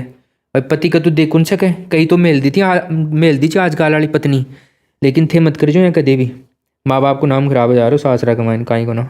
ठीक, ओके। तो पति की डांट खा करके पत्नी आक्रोश में बर्तन तोड़ करके समायोजन करती है। इसके अलावा और भी कई सारे एग्जाम्पल्स हो सकते हैं। जैसे एक अध्यापक है, उसके द्वारा डांट या मार पड़ने पर घर पर आकर के कोई बच्चा अपने छोटे या छोटे भाई बहन के ऊपर गुस्सा उतार लेता है। ठीक है, या माँ बाप की डांट पड़ने पर बालक जो है वो कहीं साइड में पेड़ वगैरह हैं, कोई फूल वगैरह हैं, उनको तोड़ करके अपना गुस्सा शांत करेगा, या फिर कोई और उथल पुथल करेगा। या फिर मान लीजिए कर्मचारी कोई है जो दफ्तर में डांट खा करके अपने बॉस से अपमानित होता है और उसके होने के बाद में वो घर पर आकर के पत्नी पर और बच्चों पर चिल्ला करके अपने गुस्से को शांत करता है। तो ये सब क्या है? ये विस्थापन के एग्जाम्पल्स हैं दोस्तों। ठीक है, उसके बाद में बात करते हैं 2 नंबर पे दिवास्वप्न या कल्पना या मन तरंग युक्ति। दिवास्वप्न युक्ति, कल्पना युक्ति या मन तरंग युक्ति बहुत इंपॉर्टेंट युक्ति है, ध्यान रखिएगा। जब कोई व्यक्ति वास्तविक रूप से किसी लक्ष्य या वस्तु को प्राप्त नहीं कर पाता है तो अपने तनाव को कम करने के लिए कल्पनाओं के माध्यम से उस लक्ष्य या वस्तु को प्राप्त करने का प्रयास वो करता है। ठीक है, तो उसे क्या कहते हैं? दिवास्वप्न कहा जाता है। याद रहेगा ना आपको, बहुत अच्छे से याद हो जानी चाहिए ये वाली बात। तो दिवास्वप्न को हम इंग्लिश में क्या बोलेंगे? आप में से कई मेरे दोस्त इंग्लिश के भी होते हैं, तो उनको कई बार क्या होता है, समस्या हो जाती है कि ये क्या आ गया, दिवास्वप्न या मन तरंग या कल्पना। ठीक है, तो इसको अपन बोल सकते हैं डे ड्रीमिंग। डे ड्रीमिंग बोल सकते हैं, या फिर इसको हम फैंटेसी भी बोल सकते हैं। ठीक है, ओके। तो इस विधि में क्या होता है ना, व्यक्ति कल्पना जगत के अंदर विचरण करते हुए तनाव को कम करता है, मतलब कल्पनाओं में खो जाता है और अपने तनाव को कम कर लेता है।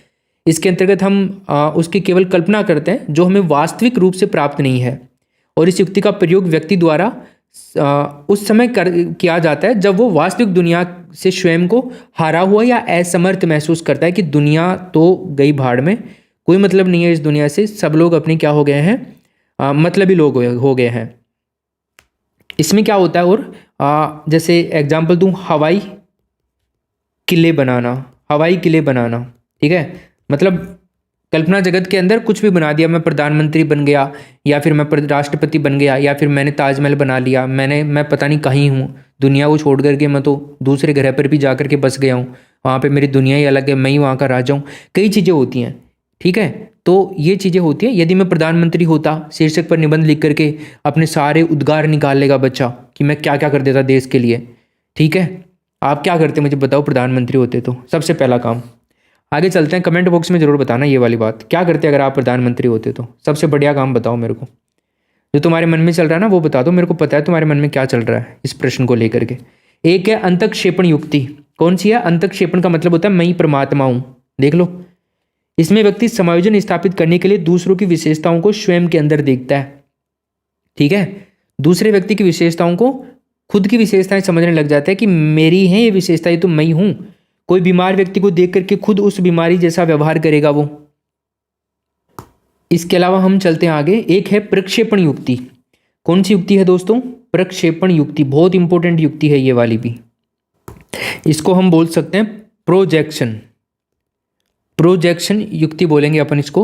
और इस युक्ति में क्या होता है ना, अपनी कमी दोष को दूर करने या फिर आप मान लीजिए मनोसंरचना में व्यक्ति स्वयं की कमी या दोष का आरोपण जो है किसी अन्य या विशेष परिस्थिति पर डाल देता है। जैसे नाच न जाने आंगन टेढ़ा, झूठा व्यक्ति अपने दोस्त पर झूठा आरोप लगाता है। क्रिकेट मैच हारने के बाद में विराट कोहली द्वारा पिच को दोष देना कि ये पिच ही साला खराब था।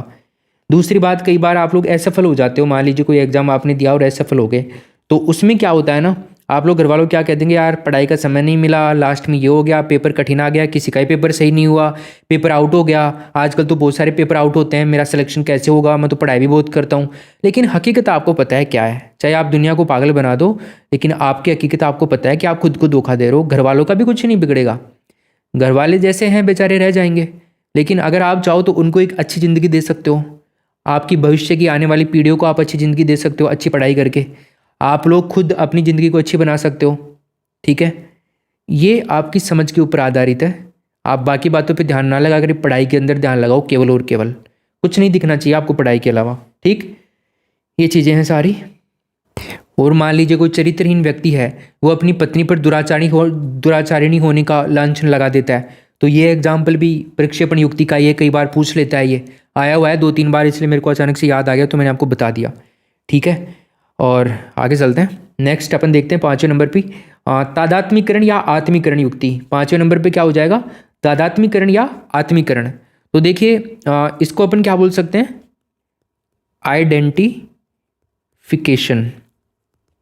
आइडेंटिफिकेशन बोल सकते हैं अपन इसको, आत्मीकरण युक्ति या तादात्मीकरण।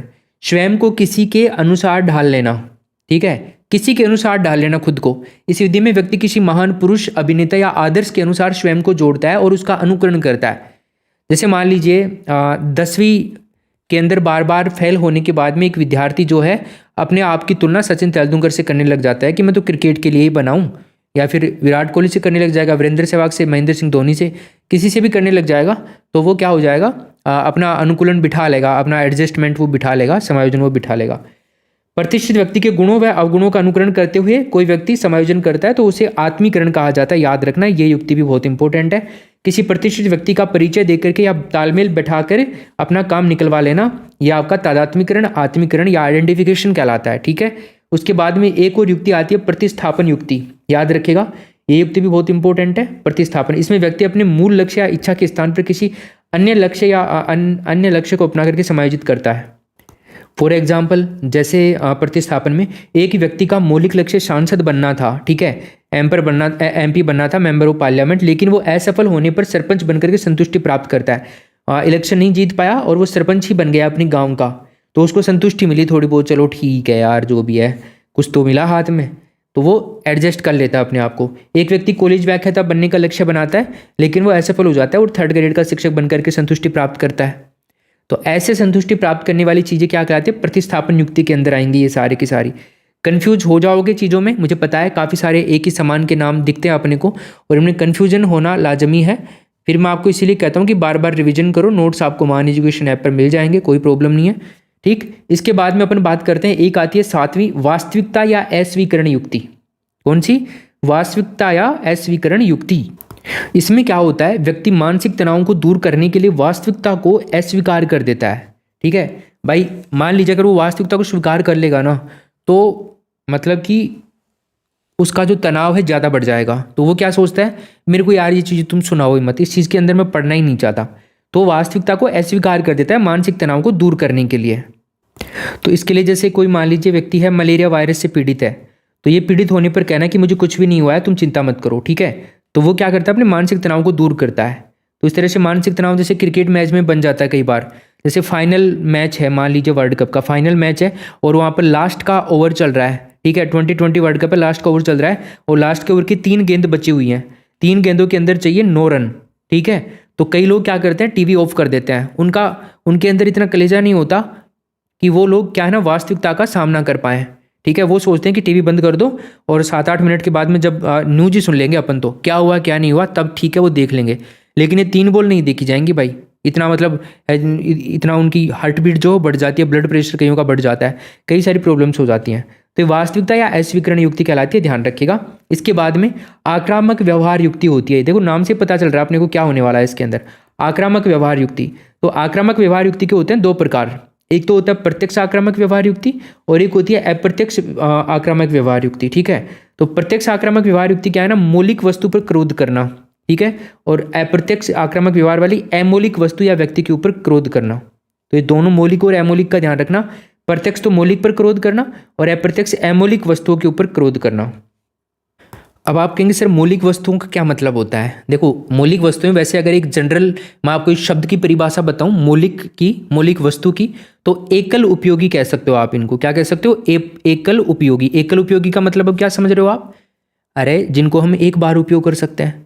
फॉर एग्जाम्पल जैसे मक्खन है, अंडा है, दूध है, डबल रोटी है, इन सब का अपन एक ही बार तो उपयोग कर सकते हैं, या फिर उनको वापस से पेट में से निकाल करके वापस से खा लेंगे मुंह की तरफ से। तो इसी प्रकार एकल उपयोगी उत्पादक वस्तुएं भी एक ही बार उत्पादन प्रक्रिया में प्रयोग हो सकती हैं। ठीक है, समझ में आ गया? अब आ जाइए क्षतिपूर्ति युक्ति। ये भी बहुत इंपॉर्टेंट युक्ति है, क्षतिपूर्ति। कंपनसेशन बोल सकते हैं ना इसको अपन, क्या बोल सकते हैं? कंपनसेशन। ठीक है, कंपनसेशन भी बोल सकते हैं। इसमें क्या है ना, व्यक्ति अपनी एक अयोग्यता की पूर्ति दूसरी योग्यता से करता है, यानी कि व्यक्ति एक क्षेत्र की कमजोरी की पूर्ति वो दूसरे क्षेत्र से कर लेता है। जैसे कद में छोटी लड़की द्वारा ऊंची हील वाली चप्पल पहन करके से एडजस्टमेंट कर लेती है। कई लड़कियां छोटी हाइट की होती हैं तो वो बहुत ऊंची ऊंची हील्स वाली चप्पलें पहन लेती हैं, सैंडल पहन लेती हैं। एक है पढ़ाई में कमजोर बालक क्रिकेट में प्रथम स्थान प्राप्त करके समायोजित कर लेता है अपने आप को। ठीक है, कोई विकलांग बालक है वो कक्षा में प्रथम आकर के स्वयं को समायोजित कर लेता है। कई सारी चीज़ें होती है इसके अंदर। ठीक है, पढ़ाई में कोई कमज़ोर बालक है वो दिन रात परिश्रम करके एक अच्छा छात्र बन जाता है, तो वो अपना कंपनसेशन कर लेता है, क्षतिपूर्ति कर लेता है और अपने आप को समायोजित कर लेता है। इसके बाद में आती है दोस्तों प्रमुख दुर्भिताएँ। ठीक है, क्या आती हैं? प्रमुख दुर्भितियाँ या दुर्भिताएँ। तो इनके बारे में अगर अपन बात करें, नाम शायद आपने नहीं सुना होगा क्योंकि आने वाले एग्जाम्स में आपको यहाँ से क्वेश्चन मिलने वाले हैं, देखने को आप अच्छे से देख लीजिए इसको। तो पहली जो दुर्भिता है वो है एरोफोबिया। ठीक है, एक है आक्लोफोबिया, एक है हाइड्रोफोबिया, एक है क्लाउस्ट्रोफोबिया, एक है पायरोफोबिया, एक है पैथोफोबिया और एक है स्क्रोफोबिया।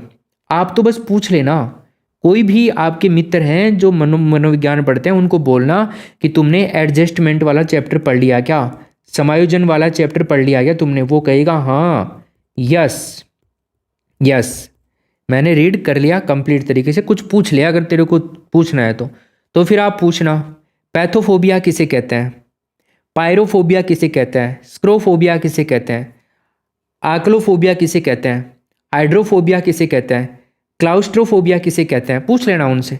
हो सकता है वो ये फोबिया किसी भी फोबिया के बारे में ना जानता हो। ठीक है, किसी भी डर के बारे में वो ना जानता हो, तो अब आपको बताना है एरोफोबिया। कैसे याद रखोगे?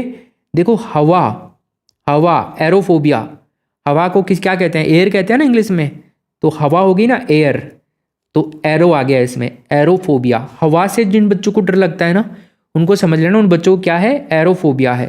तो कोशिश करो उनको ज़्यादा से ज़्यादा हवा की तरफ लेकर के जाया जाए, धीरे धीरे लेकिन थोड़ा थोड़ा अपना दिमाग लगा करके। एक है आक्लोफोबिया। आक्लोफोबिया का मतलब भीड़ से डर।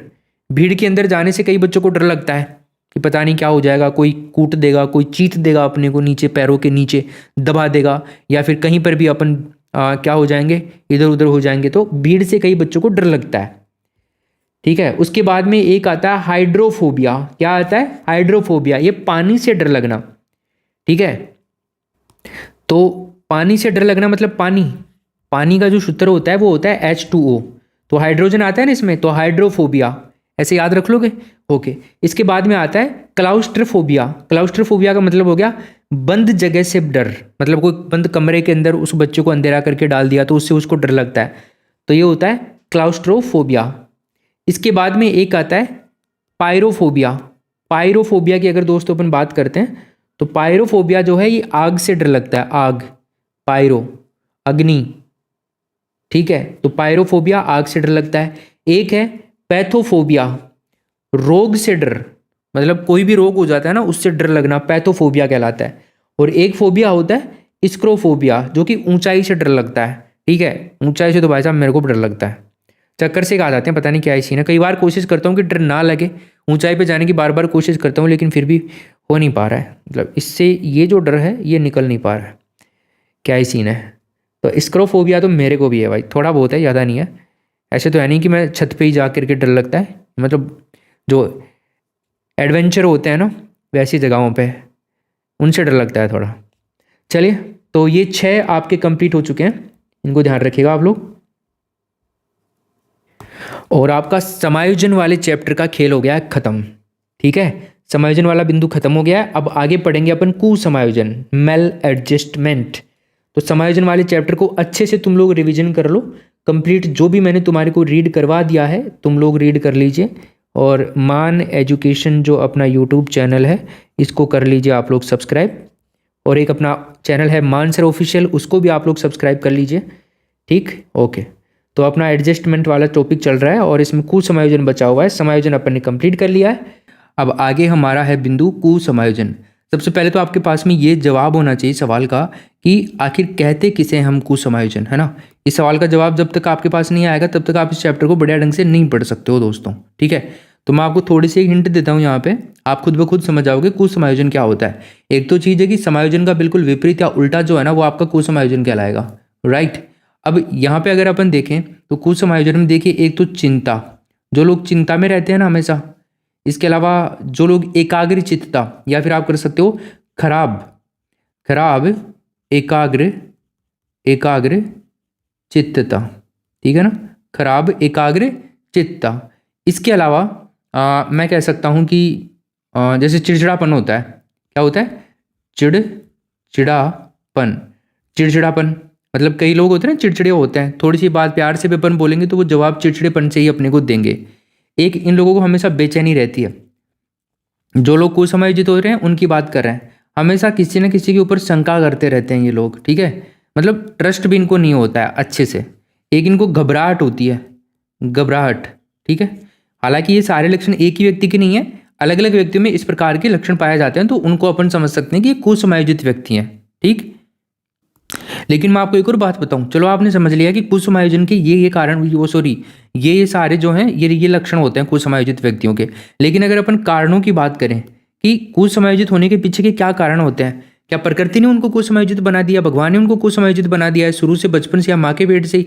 नहीं दोस्तों, ऐसा नहीं होता है। व्यक्ति कुसमायोजित और समायोजित वाला सिस्टम ही नहीं होता है जब, क्योंकि बच्चे का तो मस्तिष्क जो होता है कोरा कागज होता है, उसके ऊपर आप जैसा लिखना चाहोगे ना वैसा ही तो लिखेगा ना।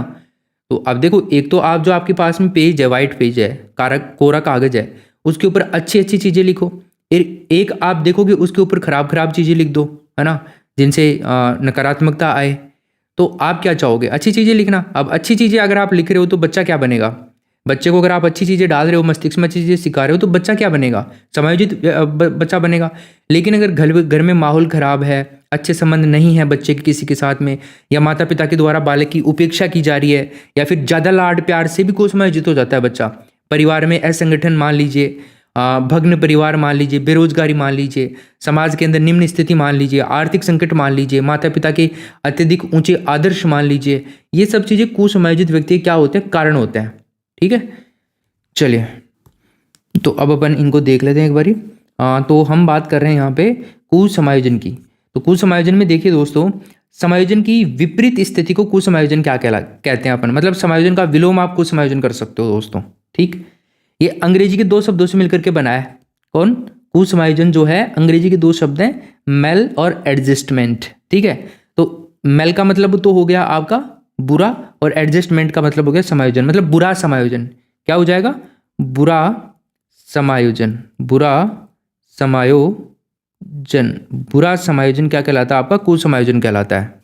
कुसमायोजन जो है ये अपन कह सकते हैं कि एक व्यवहारिक समायोजन विकार है।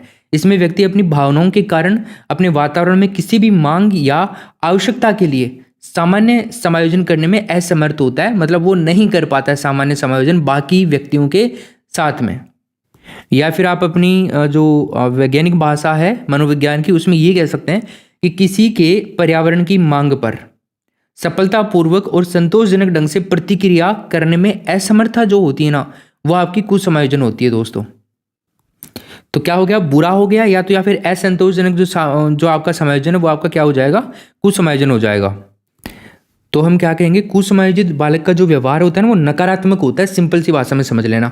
आगे चलते हैं। जब व्यक्ति अपनी आवश्यकताओं की पूर्ति नहीं कर पाता है ना, तथा वो अपने वातावरण के साथ में सामंजस्य स्थापित करने में असमर्थ होता है, या वातावरण के साथ में सामंजस्य स्थापित वो नहीं कर पाता है, तो क्या कहलाता है? कुसमायोजन कहलाता है। आई बात समझ में? ओके। एक परिभाषा है गेट्स व अन्य की, ये परिभाषा हमें यहाँ पे ध्यान रखनी होगी, सबसे इंपॉर्टेंट परिभाषा यही है, तो हम इसको देखेंगे। तो गेट्स व अन्य की जो परिभाषा है दोस्तों, ये है समायोजन व्यक्ति और उसके वातावरण में संतुलन का उल्लेख करता है। क्या करता है? जो असमायोजित व्यक्ति है ना, उसके और उसके वातावरण के संतुलन का उल्लेख करता है कि वो व्यक्ति जो है वातावरण में किस प्रकार से रहता है। ठीक है, लोगों के साथ में कैसा रहता है, पर्यावरण के साथ में कैसा रहता है, जो नेचुरल चीज़ें हैं, पर्यावरण चीज़ें हैं सारी, प्रकृति को वो कैसे देखता है, किस तरह से देखता है, प्रकृति से उसको नफरत है कि प्यार है, इस तरह की चीज़ों को कहते हैं कि गेट्स जो है और अन्य जो है ये कहते हैं कि जो असमायोजित व्यक्ति होता है और उसके वातावरण के अंदर, दोनों के अंदर संतुलन का उल्लेख करता है। ठीक है, असमायोजित व्यक्ति।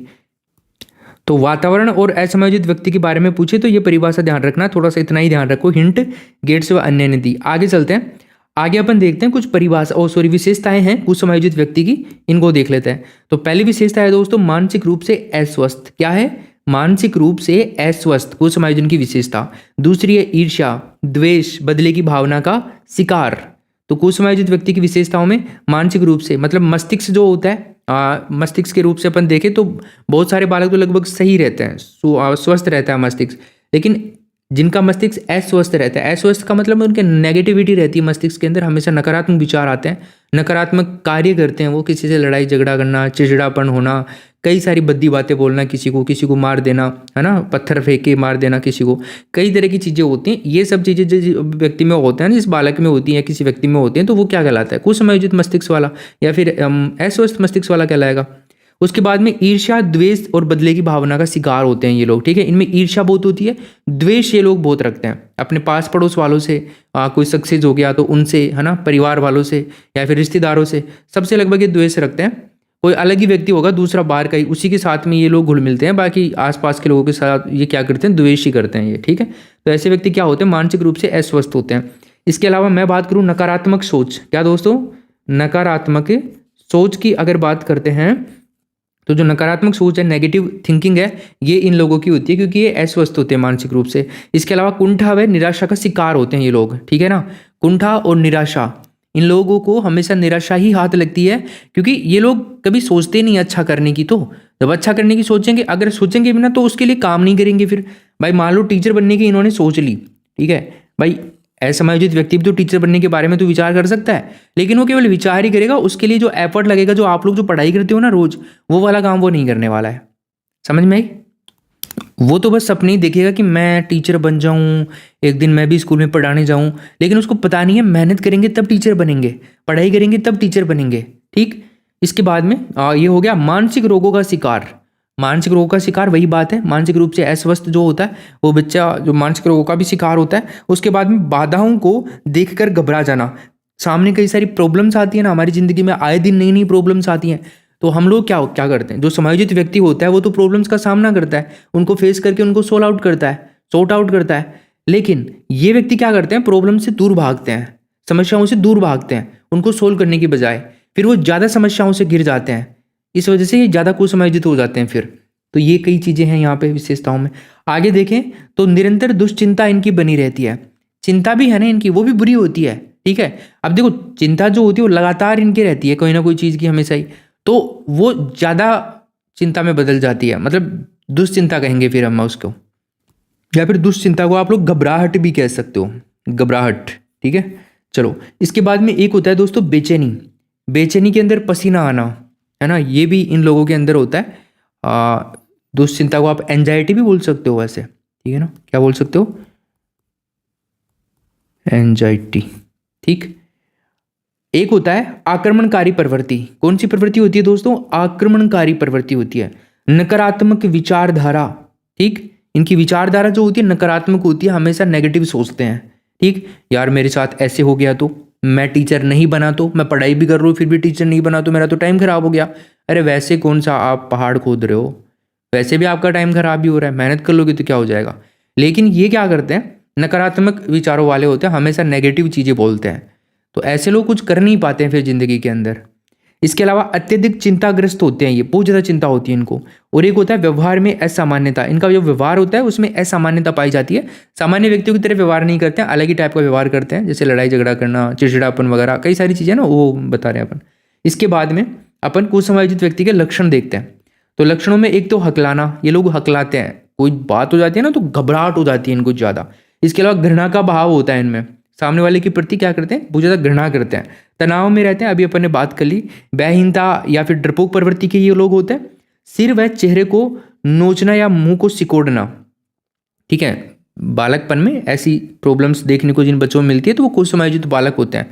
हालांकि कुसमायोजन का इलाज संभव है, अगर उसको थोड़ा थोड़ा धीरे धीरे सही किया जाए, कोशिश करे खुद व्यक्ति, तब इलाज इसका पॉसिबल है, 100% इलाज पॉसिबल है इसका। नाखून कुतरना, काटना व अंगुलियों को चटकाना, ये सभी कुसमायोजित व्यक्ति के लक्षण होते हैं, ठीक। कुसमायोजित व्यक्ति के लक्षण में आते हैं। आप देखते हैं कारण, कुसमायोजन के जो कारण होते हैं, हालांकि एक ब्रीफ में कारण मैंने अभी आप लोगों को बताए थे, लेकिन अब अगर अपन देखें कुसमायोजित व्यक्ति के जो कारण हैं उनको, तो सबसे पहले अपन देखेंगे शारीरिक कारण, ठीक है, जो फिजिकल कोजेज है, फिजिकल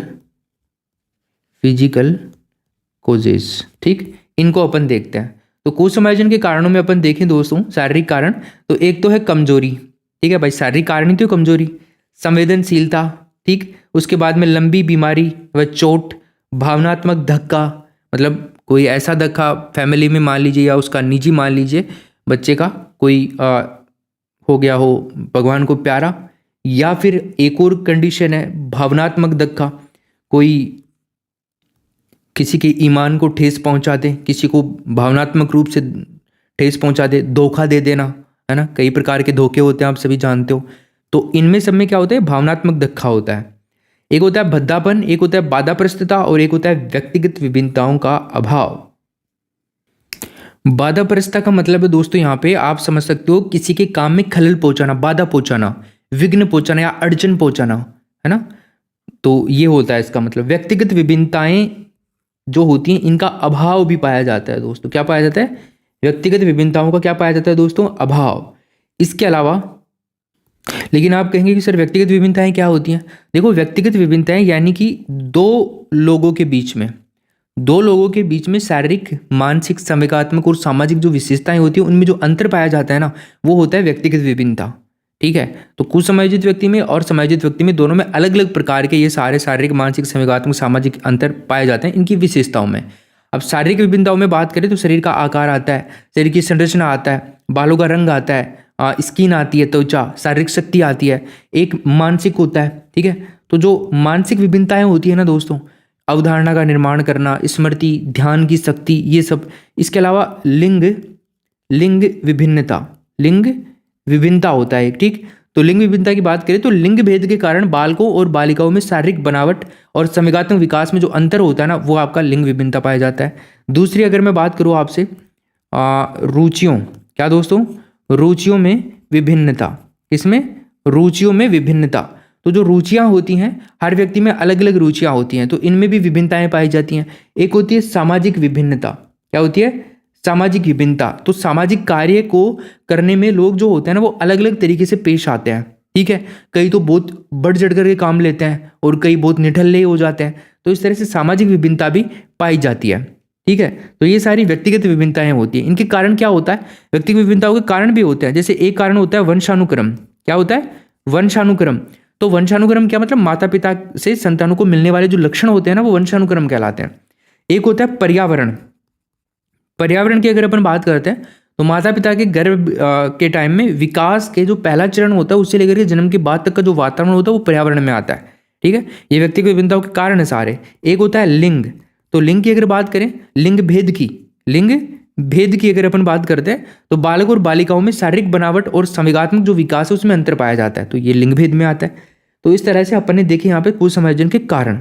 अब दोस्तों अपन बात करते हैं यहाँ पे सामाजिक कारणों में। भाई यहाँ पर शारीरिक कारण देख लिए, सामाजिक कारण देखिए। अब आप सामाजिक कारणों में अपना पहला आता है धार्मिक विश्वास व आस्था।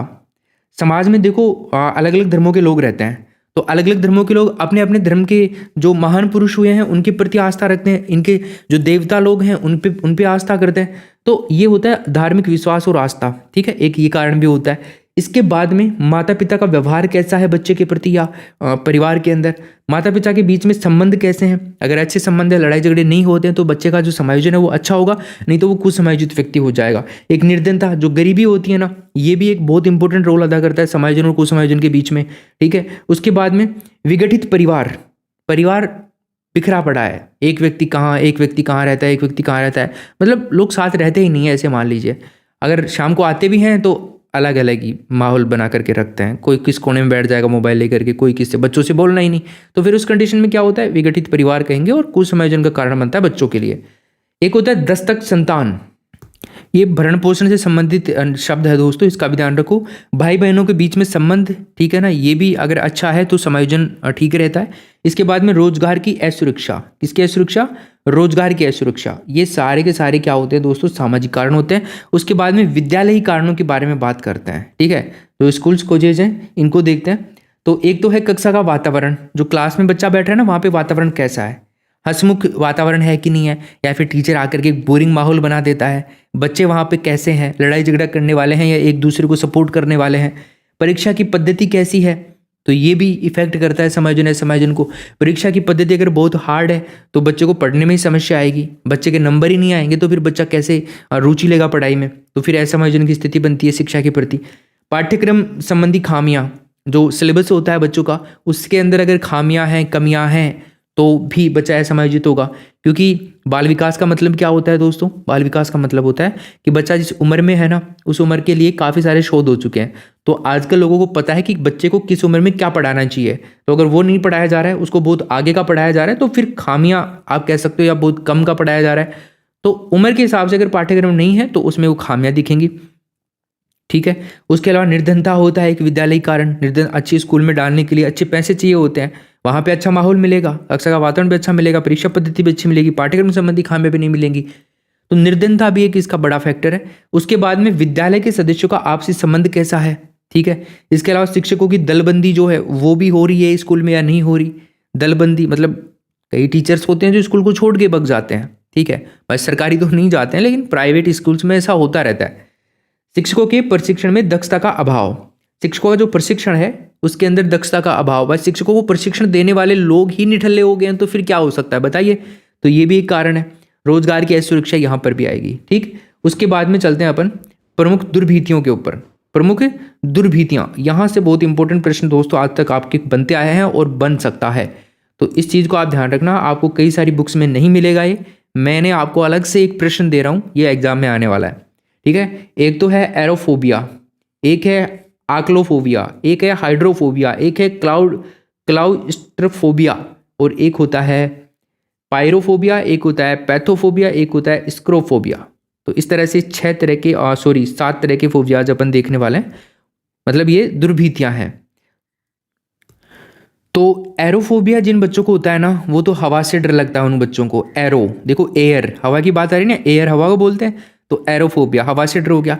एक होता है आक्लोफोबिया, आकलो, भीड़ से जिन बच्चों को डर लगता है ना, वो एक आकलोफोबिया कहलाता है। ठीक है भाई, लोग, भीड़, भीड़ में कौन होते हैं? लोग होते हैं। तो देखो लोग, एक शब्द आ रहा है ना, लोग, आकलो, लोग शब्द आ रहा है, कैसे आप जोड़ लो, मतलब ऐसी आ रही है। ठीक है, चलिए, तो इससे भीड़ से डर लगने वाले बच्चों की क्या होता है? आकलोफोबिया से ग्रसित होते हैं। इसके बाद में जिन बच्चों को पानी से डर लगता है उन बच्चों के लिए क्या शब्द यूज में ले सकते हैं? हाइड्रोफोबिया। ठीक, इसके अलावा हालांकि ये चीज़ें अपन ऊपर देख चुके हैं तो मेरे को दोबारा शायद बताने की जरूरत नहीं है, चलो इनको रहने देते हैं अपन। ये दोबारा आ गया, मैं इसको नोट्स में से तो हटा ही दूंगा। ठीक है, दोबारा से ये टाइप हो गया यहाँ पे। आगे चलते हैं, कुछ समायोजन की विशेषताओं के बारे में बात करते हैं दोस्तों। किसके बारे में? कुछ समायोजन की जो विशेषताएं हैं उनको देख लेते हैं। आशंका की कमी, नकारात्मक सोच, व्यवहार में असामान्यता, मानसिक रूप से अस्वस्थ, कुंठा व निराशा का शिकार, मानसिक रोगों का शिकार, बाधाओं को देख करके घबरा जाना, ईर्ष्या द्वेष बदले की भावना का शिकार, ये सारी चीजें भी देख लिया अपन। उसके बाद में दोस्तों अपन आते हैं यहाँ पे, कुसमायोजन व्यक्ति के अंदर मुख्यतः 5 प्रकार के मानसिक रोग पाए जाते हैं। इन मानसिक रोगों को पढ़िए आप लोग, बहुत इंपॉर्टेंट है। तो ये होता है एक तो दुश्चिंता, एक तनाव, दबाव, द्वंद्व या संघर्ष और कुंठा। इस तरह के 5 प्रकार के मानसिक रोग होते हैं। इनको अपन थोड़ा डिटेल में डिस्कस करेंगे दोस्तों। कुसमायोजित व्यक्ति में मुख्यतः 5 प्रकार के मानसिक रोग उत्पन्न होते हैं। अब इन 5 प्रकार के मानसिक रोगों के बारे में हम बात करेंगे 1 बाय 1 करके। तो इनमें पहला जो है वो है दोस्तों दुश्चिंता। कौन सा है? दुश्चिंता। अगर मैं बात करूँ दूसरे की, वो है तनाव। तीसरा है आपका दबाव। चौथा है आपका द्वंद्व। और 5वां है आपका कुंठा, मतलब कि भगना सा। अब देखो, पहले मैं आपको थोड़ा दुश्चिंता के बारे में बताता हूँ, समझना आप बातों को जो मैं कह रहा हूँ। इसको अपन एंजाइटी डिसऑर्डर भी बोल सकते हैं। क्या बोल सकते हैं? Anxiety disorder. ठीक है, एंजाइटी डिसऑर्डर भी बोल सकते हैं, या एंजाइटी भी दुश्चिंता को बोल सकते हैं। देखो, मैं आपको कुछ एग्जांपल्स देता हूँ। जैसे मान लीजिए आपके साथ कभी ना कभी ऐसा हुआ होगा कि एग्जाम से पहले आपके हाथ पैर कांपने लग गए हैं। हुआ होता है ऐसा, पर उसमें यह है कि आपने सीरियस लिया हो एग्जाम को। तो क्या आपके साथ में कभी ऐसा हुआ है कि परीक्षा से पहले आपके हाथ और पैर कांपने लग गए हों? तो मुझे बताइए, हुआ है तो बताओ कमेंट बॉक्स में।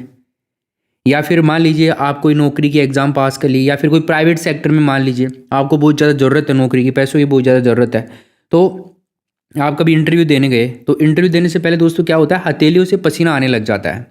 ठीक है, क्या हो जाता है? हथेलियों से पसीना आने लग जाता है। मेरे साथ हुआ था एक बार ऐसा, मतलब, लेकिन ये सही होता है, आपको मैं बताऊं। दरअसल ये किसी बीमारी का संकेत नहीं होता है, बल्कि किसी बड़ी घटना से पहले खुद को तैयार करने का ये शरीर का अपना एक तरीका होता है। ठीक है, ये नेचुरल प्रोसेस होती है। हमारा जो मस्तिष्क है, इसमें आने वाली जो ये संकेत हैं, ये घटना जो है, ये जितनी तेजी से उठती है ना, उतनी तेजी से धीरे धीरे शांति हो जाती है फटाफट से। देखो, धीरे धीरे सांस लेने की जो दर होती है और हृदय की जो गति होती है वो सामान्य होती जाती है। ये चिंताएं वास्तव में मैं कहूँ तो बुरी नहीं होती हैं, बल्कि अच्छी होती हैं, जो हमें किसी भी घटना के लिए तैयार करने के लिए मदद करती हैं।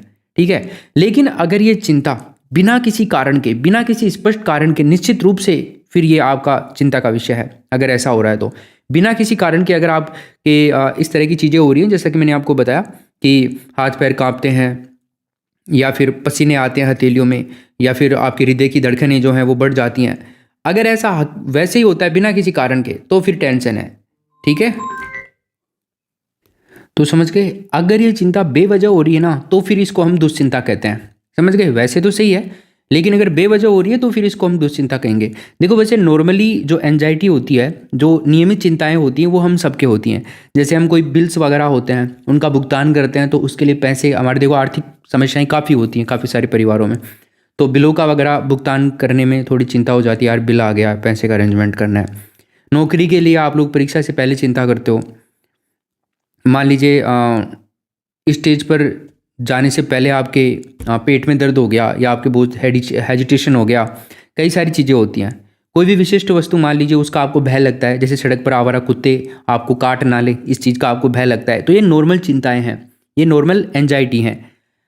अपने किसी करीबी की मौत पर चिंता जताना, ठीक है, किसी बड़े काम से पहले पसीना आ जाना, ये सारी क्या है? नॉर्मल चिंताएं हैं, मतलब नियमित चिंताएं हैं या नॉर्मल एंजाइटी है। लेकिन अगर चिंता रोग की बात करें, किसकी बात करें? चिंता रोग की, मतलब एंजाइटी डिसऑर्डर जो है ना, इसकी अगर अपन बात करें तो इसके जो लक्षण है दोस्तों, एक तो आप मान लीजिए बेवजह चिंता करना, बिना किसी वजह की चिंता करना, लोगों के सामने जाने से डरना, लोगों से बात करने से डरना, ठीक है। जैसे आप मान लीजिए लिफ्ट में जा रहे हो तो लिफ्ट में जाने से डरना, फिर वापस नहीं आ पाओगे ऐसा आपको डर लगता हो, ऊपर जाएंगे क्या पता बीच में अटक जाए लिफ्ट, इस तरह के जो डर होते हैं ना, ये सब चीज़ें। चीज़ों को बार बार सेट करते रहना, मतलब आपको मतलब आपने चीज़ सेट कर दी लेकिन फिर भी आपको ऐसे नहीं लग रहा कि यार ये चीज़ सेट हो गई, फिर उसी के लग जाना। ये विश्वास करने के लिए कि आप मरने वाले हैं या कोई आपको मार डालेगा, ऐसी भी चिंताएं बार बार होती हैं ऐसे लोगों को जिनको चिंता रोग होता है, उनको पुरानी बातें बहुत याद आती हैं इन लोगों को। तो ये क्या होता है, कुछ चीज़ें हैं, इनकी हृदय की गति फूल जाती है, फिर ऐसी तकलीफ होने से सांस में तकलीफ होती है, मांसपेशियों में तनाव बढ़ जाता है, सीने के अंदर जकड़न हो जाती है, ठीक है। तो ये सब चीज़ें हैं।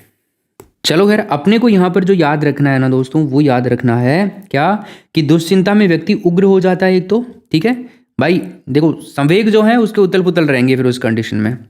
एक है बालक के अचेतन मन की दमित इच्छाएं जब वास्तविक व्यवहार में आना शुरू कर देती हैं, तो यह अवस्था क्या कहलाती है आपकी, दुश्चिंता कहलाती है दोस्तों। क्या कहलाती है, दुश्चिंता कहलाती है। याद रखिएगा, ये बहुत इंपॉर्टेंट है, दुश्चिंता कहलाती है, दुश्चिंता एंजाइटी। तो बालक का जो अचेतन मन होता है, सबकॉन्शियस माइंड होता है, उसमें जो इच्छाएं दमित है, जो इच्छाएं वहां पर भरी पड़ी हैं जिनको वो बाहर नहीं ला पा रहा है, राइट। जब ये वास्तविक व्यवहार में आना शुरू कर देती हैं, जो दमित इच्छाएं हैं वो सबकॉन्शियस माइंड वाली अचेतन मन की, तो ये अवस्था आपकी दुश्चिंता का कारण बनती है। फिर कई सारी समस्याएं सामने आती हैं, ठीक है, तनावपूर्ण घटनाएं होने लग जाती हैं। उसके बाद में आता है दोस्तों अपना दूसरा नंबर पे तनाव। तनाव से मतलब समझ गए, टेंशन। और टेंशन आज किसको नहीं है, सबको टेंशन है, लेकिन सब टेंशन करते हैं यार कहीं ना कहीं से पैसे कमाएं, बस यही टेंशन रहती है सब लोगों को, ठीक है। पैसे के बिना आजकल कुछ होता भी तो नहीं है ना, समस्या ये भी है भाई। पहले के लोग तो गांव में रहते थे लगभग, तो सब लोग अपना खेती करके गुजारा कर लिया करते थे, ऐसी कोई ज़्यादा नीड नहीं थी पैसे की कि पैसा आए तो ही ज़िंदगी सर्वाइव हो। लेकिन आज की डेट में तो समस्याएं ये हैं कि हम बाहर की चीज़ें लाएंगे ना तभी घर चलेगा। बाहर की चीज़ें कैसे आएंगी, पैसे से आएंगी। तो पैसे के लिए हम सब कुछ कर रहे हैं लगभग, ठीक है।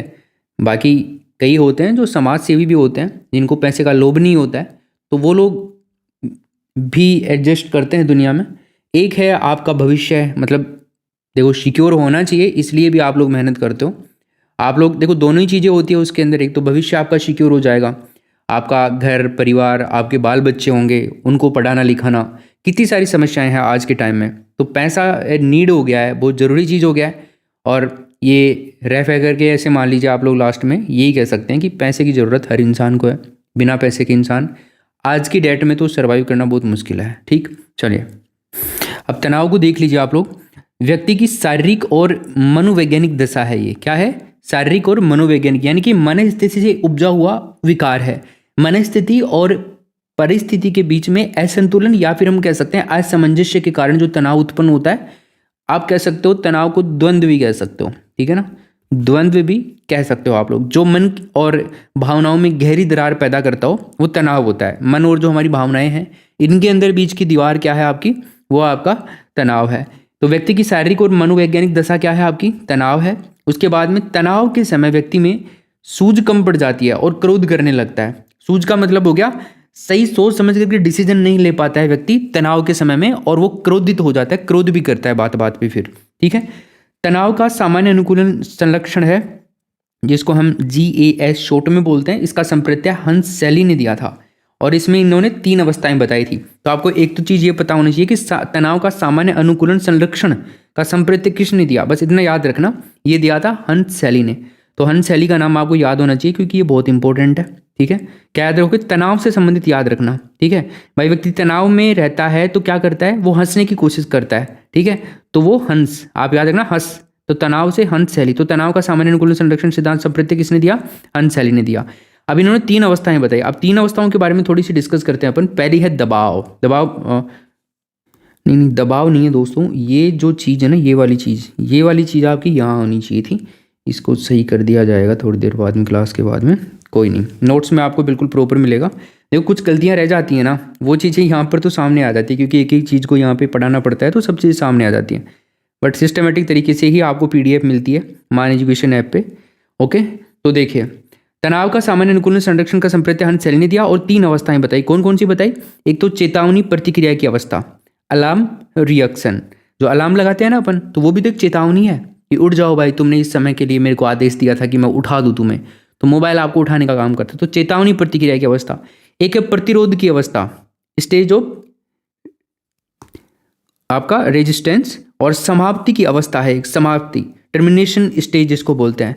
तो ऐसे जो हंस सैली है, इन्होंने 3 अवस्थाएं बताई हैं, चेतावनी प्रतिक्रिया की अवस्था, प्रतिरोध की अवस्था और समाप्ति की अवस्था। याद रहेगी? ओके, आगे चलते हैं अब। तो दबाव के बारे में देखते हैं। तीसरा अपना बिंदु है वहां पे 5 में से दबाव। तीसरा, तो दबाव कब उत्पन्न होता है? स्ट्रेस की बात हो रही, दबाव। तो दबाव, प्रेशर वाले दबाव की बात नहीं कर रहा हूं मैं। सफलता व असफलता के समय दबाव उत्पन्न होता है। या तो आप सफल हो जाओगे तो आपको दबाव, पूरा पारिवारिक दबाव आपके ऊपर आएगा, लोग आपको अहमियत देंगे, आपको सारा घर का काम संभला देंगे, तो दबाव आता है। फिर एक दबाव होता है असफल होते हो तब भी घर वाले ये बोलते हैं कि क्यों नहीं, फेल कैसे हो गया, वो तो पास हो गया, तेरे को कुछ काम भी नहीं बताते थे हम तो, फिर भी फेल हो गया तू, फिर भी तू फेल हो गई, टीचर नहीं बना जाता तेरे से, सब लोग कैसे बन रहे हैं, अपना ही नंबर क्यों नहीं आ रहा है, कई सारी बातें होती हैं। ठीक, व्यक्ति आत्मसम्मान की रक्षा के लिए दबाव महसूस करता है। दोस्तों क्या करता है? आत्मसम्मान की रक्षा के लिए क्या करता है? दबाव महसूस करता है कि हमारा आत्मसम्मान कभी ये नहीं हो जाए। इस वजह से व्यक्ति क्या है ना, असामाजिक काम भी नहीं करता है। कई होते हैं जिनको इस चीज़ की टेंशन नहीं होती है, वो तो फिर कुछ भी करेंगे।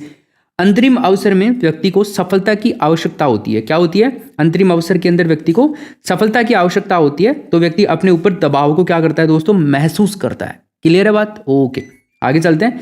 नेक्स्ट है, दबाव के 2 प्रकार होते हैं दोस्तों। कितने प्रकार होते हैं दबाव के? दबाव के होते हैं दोस्तों प्रकार 2। एक तो यूस्ट्रेस, एक होता है डिस्ट्रेस। ठीक है, तो यूस्ट्रेस तो क्या है? पॉजिटिव, मतलब सकारात्मक प्रेशर दबाव है ये, आप कह सकते हो इसको, प्रेशर नहीं कहेंगे, सकारात्मक दबाव कहेंगे अपन, मतलब स्वीकारात्मक, स्वीकार्य है ये यूस्ट्रेस। याद रखना, दबाव के 2 प्रकार इंपॉर्टेंट है काफी ज्यादा। ओके, एक है डिस्ट्रेस, मतलब नकारात्मक दबाव। तो जो स्ट्रेस है, एक तो यू स्ट्रेस्ड होता है और एक डिस्ट्रेस्ड होता है। भाई स्ट्रेस के पहले एक बार तो यू लगा दिया, एक बार डी लगा दिया, तो डी लगा दिया तो नेगेटिव हो गया, नकारात्मक दबाव हो गया, और यू लगा दिया तो सकारात्मक हो गया, मतलब स्वीकार्य हो गया। नकारात्मक दबाव अस्वीकार्य माना जाता है मनोवैज्ञानिक भाषा में। आगे चलिए, चौथा है अपना द्वंद्व, संघर्ष या कॉन्फ्लिक्ट्स। ठीक है, तो इसमें क्या होता है? संघर्ष जीवन की एक कसौटी है जो अंत में विजय का द्वार खोलती है और समस्या का समाधान करती है। तभी तो मैं आपको बोलता हूं कि क्या करते रहिए? संघर्ष करते रहिए। संघर्ष से एक ना एक दिन आपको समस्या का समाधान मिल जाएगा। आपको आपकी नौकरी जो है दोस्तों अवश्य रूप से मिल जाएगी। पर संघर्ष करना छोड़िएगा मत, और संघर्ष है ना पूरी ईमानदारी के साथ में करना है भाई। ऐसे नहीं है कि संघर्ष कर रहे हो बस नाम का, संघर्ष होना चाहिए ईमानदारी का।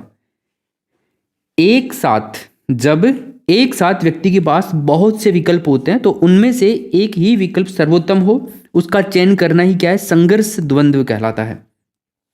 तो संघर्ष द्वंद्व का मतलब क्या समझे आप?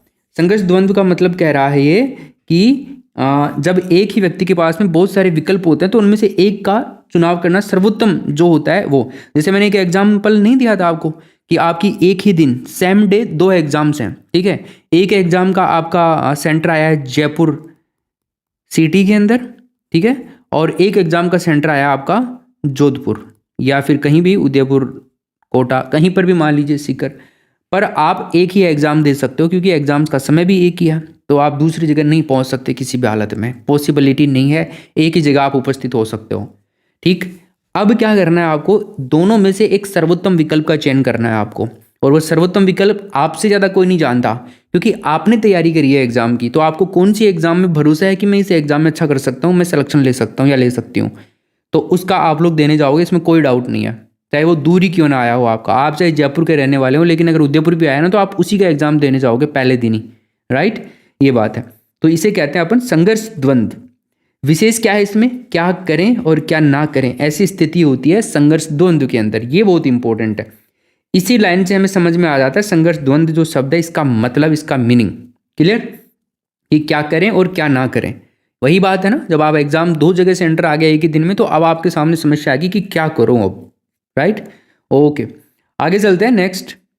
कई बार ऐसे भी केस बन जाते हैं कि आपकी जॉब लग जाती है कई बारी, तो ठीक है, एक के साथ 4-4 जॉब लग जाती हैं। अब अपने जो मान एजुकेशन ऐप पे एक सर हैं, वो टीचर हैं, गवर्नमेंट अध्यापक हैं, सरकारी अध्यापक हैं, वो 9 नौकरियां छोड़ चुके हैं दोस्तों। 9 सरकारी नौकरी छोड़ के 10वीं सरकारी नौकरी शिक्षक की कर रहे हैं। ठीक है, तो उन्होंने सारे डिपार्टमेंट्स देख लिए। तो ऐसे ऐसे एक्सपीरियंस टीचर अपने पास में है मान एजुकेशन ऐप पे। अगर आप कोर्स बाई करते हैं तो नाम मात्र के शुल्क में दोस्तों 200 रुपये के आसपास में कोर्स मिलता है आपको। हो सकता है कई बार ऑफर में तो और भी कम हो जाता है, लेकिन अगर आप ऐसे लोगों के साथ में जुड़ करके तैयारी करते हैं ना, तो फिर आनंद ही अलग आता है दोस्तों वहाँ पे। ठीक, ओके। ऐसे ही अपने ज्योग्राफी पढ़ाने वाले सर RAS हैं, ठीक है, और पटवारी हैं, एक टीचर हैं वो मैथ्स पढ़ाने वाले। तो सभी शिक्षक भर्ती और जो भी आपके एग्ज़ाम्स की हम तैयारी करवाते हैं, सभी के अंदर जो हमारे कोर्सेज हैं उनमें बहुत ही ज़्यादा एक्सीलेंट फैकल्टी है हमारे पास में, बेस्ट फैकल्टी है। अब देखो उन्होंने इतना एक्सपीरियंस लिया है तो उनको पता है ना यार एग्जाम में कैसी चीज़ें आती हैं। तो ये चीज़ें हम सब लोग मिल करके करते हैं कि हमें क्या पढ़ाना है और क्या नहीं पढ़ाना। टू द पॉइंट पढ़ाना है अपने को, और उसी में से पेपर आ जाता है। अब पिछली बार देखो आप में से लाखों लोगों ने हमारे मान एजुकेशन से पढ़ करके, या आप ही का परिवार है तो यहाँ से पढ़ करके पात्रता परीक्षा भी पास करी। सेकंड ग्रेड में भी बहुत सारे दोस्तों ने सिलेक्शन लिया। थर्ड ग्रेड में भी हज़ारों दोस्तों के कॉल आए, सर आपकी वजह से सिलेक्शन हुआ। फर्स्ट ग्रेड में भी लगे, क्योंकि ज़रूरी होता है एक सही गाइडेंस, सही कोचिंग का गाइडेंस। ये बहुत ज़्यादा इंपॉर्टेंट, बहुत ज़्यादा मायने रखता है अगर आप किसी के साथ में जुड़ करके मन से तैयारी करते हो तो सब चीज़ें। चलिए, इसके अलावा दोस्तों संघर्ष से बचाव के उपाय देखते हैं। जो द्वंद्व है ना, इससे कैसे बचा जा सकता है। तो पहला तो यहाँ पे है, बालकों को असंतोषजनक परिस्थितियों का सामना करने व समायोजन करने का प्रशिक्षण दिया जाना चाहिए, सॉरी।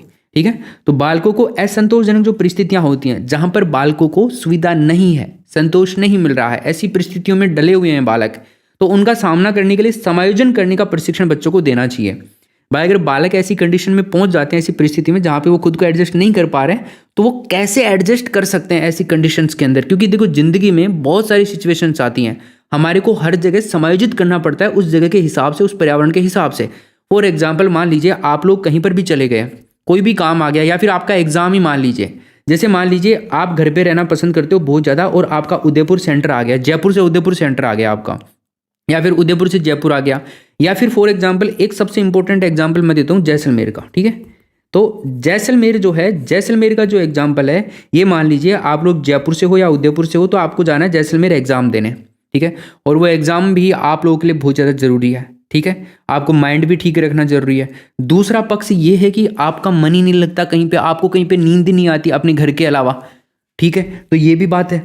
अब क्या करोगे आप लोग, एग्जाम देने तो जाना पड़ेगा, 1 2 साल 3 साल आपने तैयारी करी है, काफ़ी मेहनत करी है, तो आपके दिमाग में क्या आएगा, यार देख नींद तो लेनी पड़ेगी एग्जाम से पहले दिन, नहीं तो पेपर खराब हो जाएगा।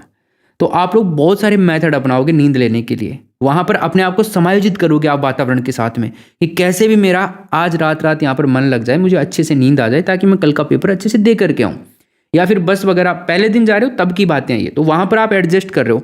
मान लीजिए आप मामा जी के चले गए, किसी प्रेशर से चले गए, 5 7 दिन आपको रुकना ही रुकना है वहाँ पर, तो हो सकता है आपका मन वहाँ नहीं लगता हो, फिर भी घर वालों का प्रेशर है, मामा जी का प्रेशर है, नाना जी का है, नानी जी का है, तो वहाँ पर क्या करना पड़ेगा, ना चाहते हुए भी आप लोगों को वहाँ पर समायोजित करना पड़ेगा अपने आप को वहाँ के वातावरण के अनुसार। यार नींद तो आनी चाहिए, नींद नहीं आएगी तो फिर कैसे पार पड़ेगी, तो नींद को तो आना ही पड़ेगा। तो समायोजित आपको होना पड़ता है हर जगह पे। तो क्या है ना, ये समायोजन करने के लिए प्रशिक्षण देना चाहिए बच्चों को। अब छोटे बच्चे थोड़ी डिसाइड करेंगे यार कि मेरे को कैसे समायोजित होना है, उनको तो सही नहीं लग रहा है तो नहीं लग रहा है, फिर उसमें क्या आप कुछ नहीं कर सकते उसमें। लेकिन जब आप समझदार हो जाते हैं तो हम खुद भी कर सकते हैं एडजस्टमेंट, उसमें किसी की सहायता की जरूरत नहीं है, लेकिन बच्चों को सहायता की जरूरत होती है। और ये सहायता कौन करेगा, आप लोग करोगे। ठीक है, जो टीचर बनोगे वो करोगे, और जो बने हुए हैं वो करते हैं, ये बात है। इसके अलावा परिवार एवं विद्यालय का वातावरण विवेक व समझदारी पर आधारित होता है। जो फैमिली है और स्कूल होती है, इसका जो वातावरण है अपने विवेक पर और समझदारी पर आधारित होता है। यही बातें सारी मैंने आपको बताई हैं। ठीक है, तो संघर्ष और द्वंद्व से बचाव के उपाय मैंने आपको बता दिए।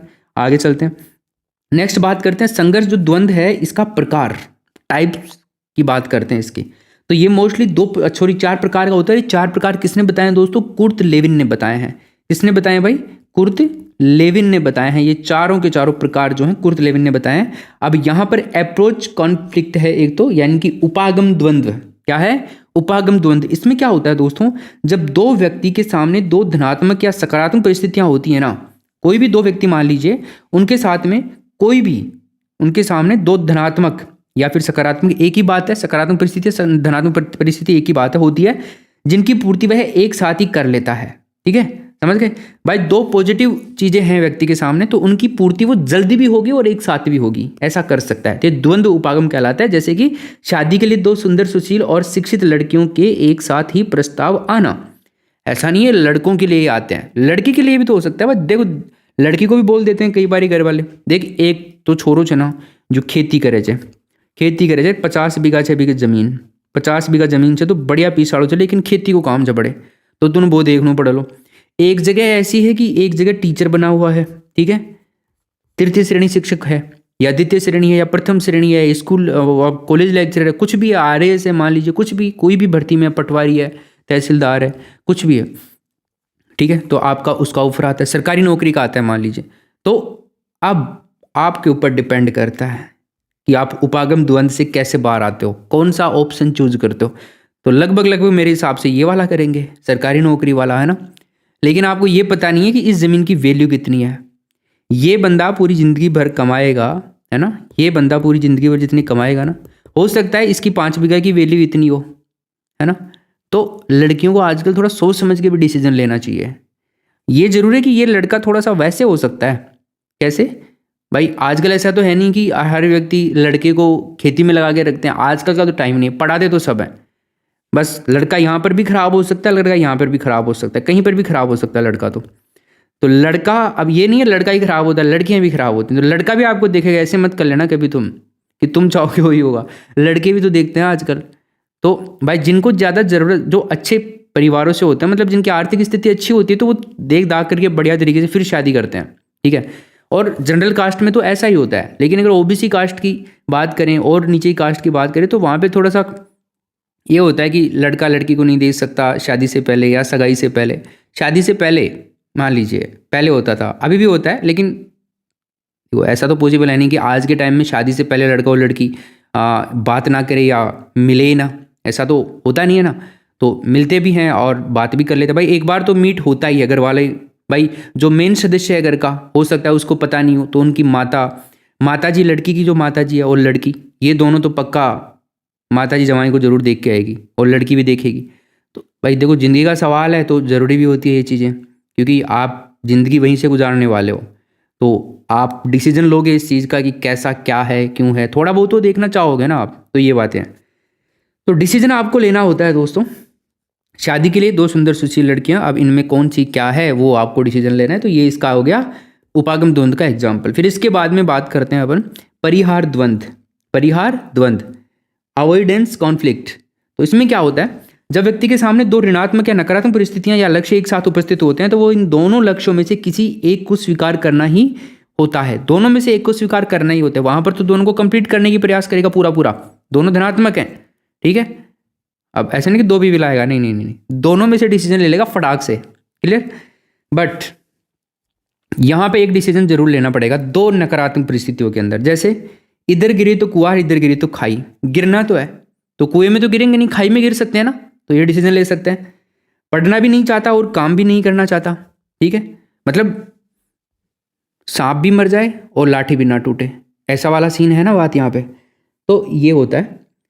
आप लोग में से कई लोग सोचते होंगे मैं पढ़ूँ भी ना, मेरा सिलेक्शन हो जाए। कई सपनों में रहते होंगे ना आप कि बिना पढ़े यार मेरा तो सिलेक्शन हो जाए, बस सपने में यार बन गया मैं तो, हो गया मेरा तो काम, बस इतना ही चाहिए।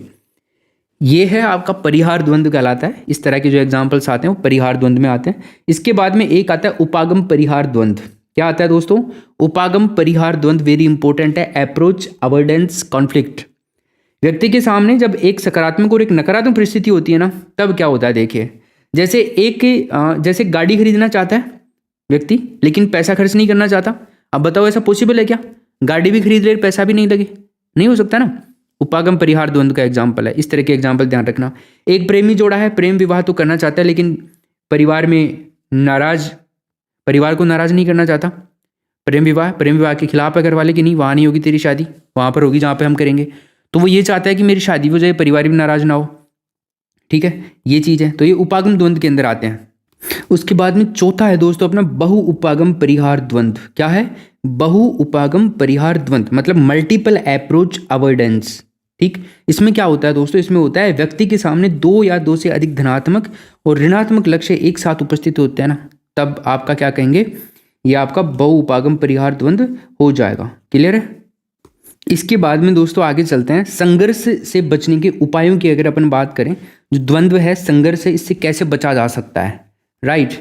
तो इससे बचने के लिए क्या है ना, बालकों को असंतोषजनक परिस्थितियों का सामना करने व समायोजन करने का प्रशिक्षण दिया जाता है। क्या दिया जाता है, बालकों को असंतोषजनक परिस्थितियों का सामना करने पर और समायोजन का प्रशिक्षण करने के लिए दिया जाता है। उसके बाद में ये करना चाहिए, तभी जाकर के द्वंद्व से बचाव हो सकता है। असंतोषजनक परिस्थिति के बारे में अपन ने बात करी, उनका सामना करो और समायोजन करने के लिए प्रशिक्षण देना चाहिए। परिवार एवं विद्यालय का वातावरण विवेक व समझदारी पर आधारित होना चाहिए, ठीक है, तब आप द्वंद्व से बच सकते हो। इसके बाद में मानसिक चिकित्सा का आयोजन होना चाहिए, मस्तिष्क की चिकित्सा के लिए कुछ उपाय करने चाहिए, कुछ लोगों को चुनना चाहिए।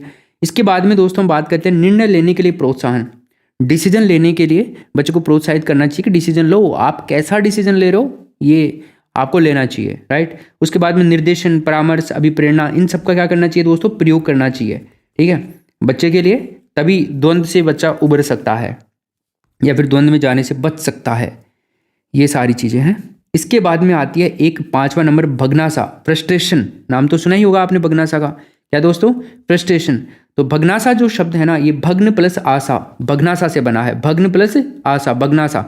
भग्न का मतलब होता है टूटना, आशा का मतलब होता है उम्मीद, और भग्नाशा का मतलब हो गया उम्मीद का टूटना। समझ गए। तो फ्रस्ट्रेशन का मतलब समझ गए ना, फ्रस्ट्रेशन में जब व्यक्ति चला जाता है, इसका मतलब है कि उसके साथ बहुत बुरा हुआ है, गलत हुआ है, क्योंकि उसकी उम्मीद टूटी है, उसका होप टूटा है। जब कोई व्यक्ति बार बार प्रयास करने के बाद भी सफल नहीं हो पाता है ना, तो वो निराश हो जाता है। इसी निराशा को अवसाद या भग्नाशा या कुंठा कहा जाता है। भाई आप में से भी कई सारे लोग ऐसे होंगे जिन्होंने अब तक टीचिंग एग्जाम के लिए बहुत सारे अटैम्प्ट दिए होंगे, या फिर कोई भी गवर्नमेंट एग्जाम के लिए बहुत सारे अटैम्प्ट दिए होंगे, तभी भी हो सकता है आप में से किसी को सफलता ना मिली हो, ठीक है, सफलता नहीं मिली, हो सकता है उसी वजह से आप क्लास ले रहे हो सही जगह से, ठीक। तो वो क्या हो सकता है, आपका कई बार कुंठा का कारण बन सकता है। आप फ्रस्ट्रेशन में आ सकते हो, यार इतने दिन अपन ने मेहनत कर ली, इतने दिन अपन ने खराब कर दी, फिर भी अपना सिलेक्शन नहीं हुआ, क्या कमी रह गई थी। लेकिन आपको फिर बता रहा हूँ, मेहनत आप करिए, अच्छी मेहनत करिए, पीछे जो आपने गलतियाँ करी हैं उनसे आप सीखिए, उनसे ही पता लगेगा कि आप क्या कर सकते हो अच्छा और ज़्यादा बेटर। आप प्रीवियस ईयर क्वेश्चन पेपर निकालिए, ठीक है, NCERT पढ़िए, RBSC की बुक्स जो हैं उनको पढ़िए सिलेबस के अकॉर्डिंग, वहीं से पेपर बनता है दोस्तों, ठीक, जो कि हम पढ़ाते ही हैं आपको ऐप के ऊपर। भग्नाशा के 2 प्रकार होते हैं। कितने प्रकार होते हैं, 2। एक तो आंतरिक भग्नाशा होती है और एक बाह्य भग्नाशा होती है, मतलब आंतरिक कुंठा या बाह्य कुंठा। अब आंतरिक जो कुंठा है ना, इसका क्या मतलब होता है, इसका संबंध होता है स्वयं से, खुद से, व्यक्ति खुद से संबंध होता है, जैसे पर्याप्त ज्ञान, साहस, शक्ति, कुशलता का अभाव, पर्याप्त ज्ञान का अभाव, साहस का अभाव, साहस थोड़ा बहुत होता है लेकिन पर्याप्त नहीं होता, पर्याप्त शक्ति का अभाव, पर्याप्त कुशलता का अभाव। तो ये सारे क्या हैं दोस्तों, कुंठा या आंतरिक भग्नाशा के क्या होते हैं, सारे के सारे ये डिसएडवांटेज होते हैं। इसके बाद में बाह्य भग्नाशा या बाह्य कुंठा की बात करते हैं तो इसका संबंध होता है बाह्य कारकों से, जैसे भौतिक बाधा, ठीक है, दूसरों की इच्छाओं का परिणाम क्या हो सकता है। तो इस तरह की जो चीज़ें हैं ये बाह्य भग्नाशा के अंदर आती हैं। तो भग्नाशा के 2 टाइप अपन ने देख लिए हैं, इंपॉर्टेंट है, दोनों याद रखना। उसके बाद में बात करते हैं मानसिक मनोसंरचनाएं आती हैं दोस्तों। आपकी क्या आती हैं, मानसिक मनोसंरचनाएं, मतलब कि युक्तियां जो हैं, इसके अन्य नाम होते हैं रक्षात्मक युक्तियां, समायोजन तंत्र और प्रतिरक्षण प्रणाली। ये लास्ट में एक पॉइंट दे रहा हूँ आपको, बोनस के लिए दे रहा हूँ, क्योंकि आपको पता होना चाहिए जो मानसिक मनोसंरचनाएं अपन ने पढ़ी हैं सारी की सारी, इनको अलग अलग किस नाम से जाना जाता है। तो रक्षात्मक युक्तियां इनको कहा जाता है, समायोजन तंत्र इनको कहा जाता है, और प्रतिरक्षण प्रणालियां इनको कहा जाता है। क्लियर है मेरे भाई, ओके। तो ये सब कुछ आपका यहाँ पे कंप्लीट है। चैप्टर समायोजन एडजस्टमेंट का जो चैप्टर है मैंने आपको कंप्लीट तरीके से पूरा का पूरा करवा दिया है। अब किसी प्रकार की कोई समस्या आपके नहीं होनी चाहिए, ठीक है। धन्यवाद दोस्तों, मिलते हैं नेक्स्ट क्लास में, तब तक के लिए नमस्कार, जय हिंद, वंदे मातरम।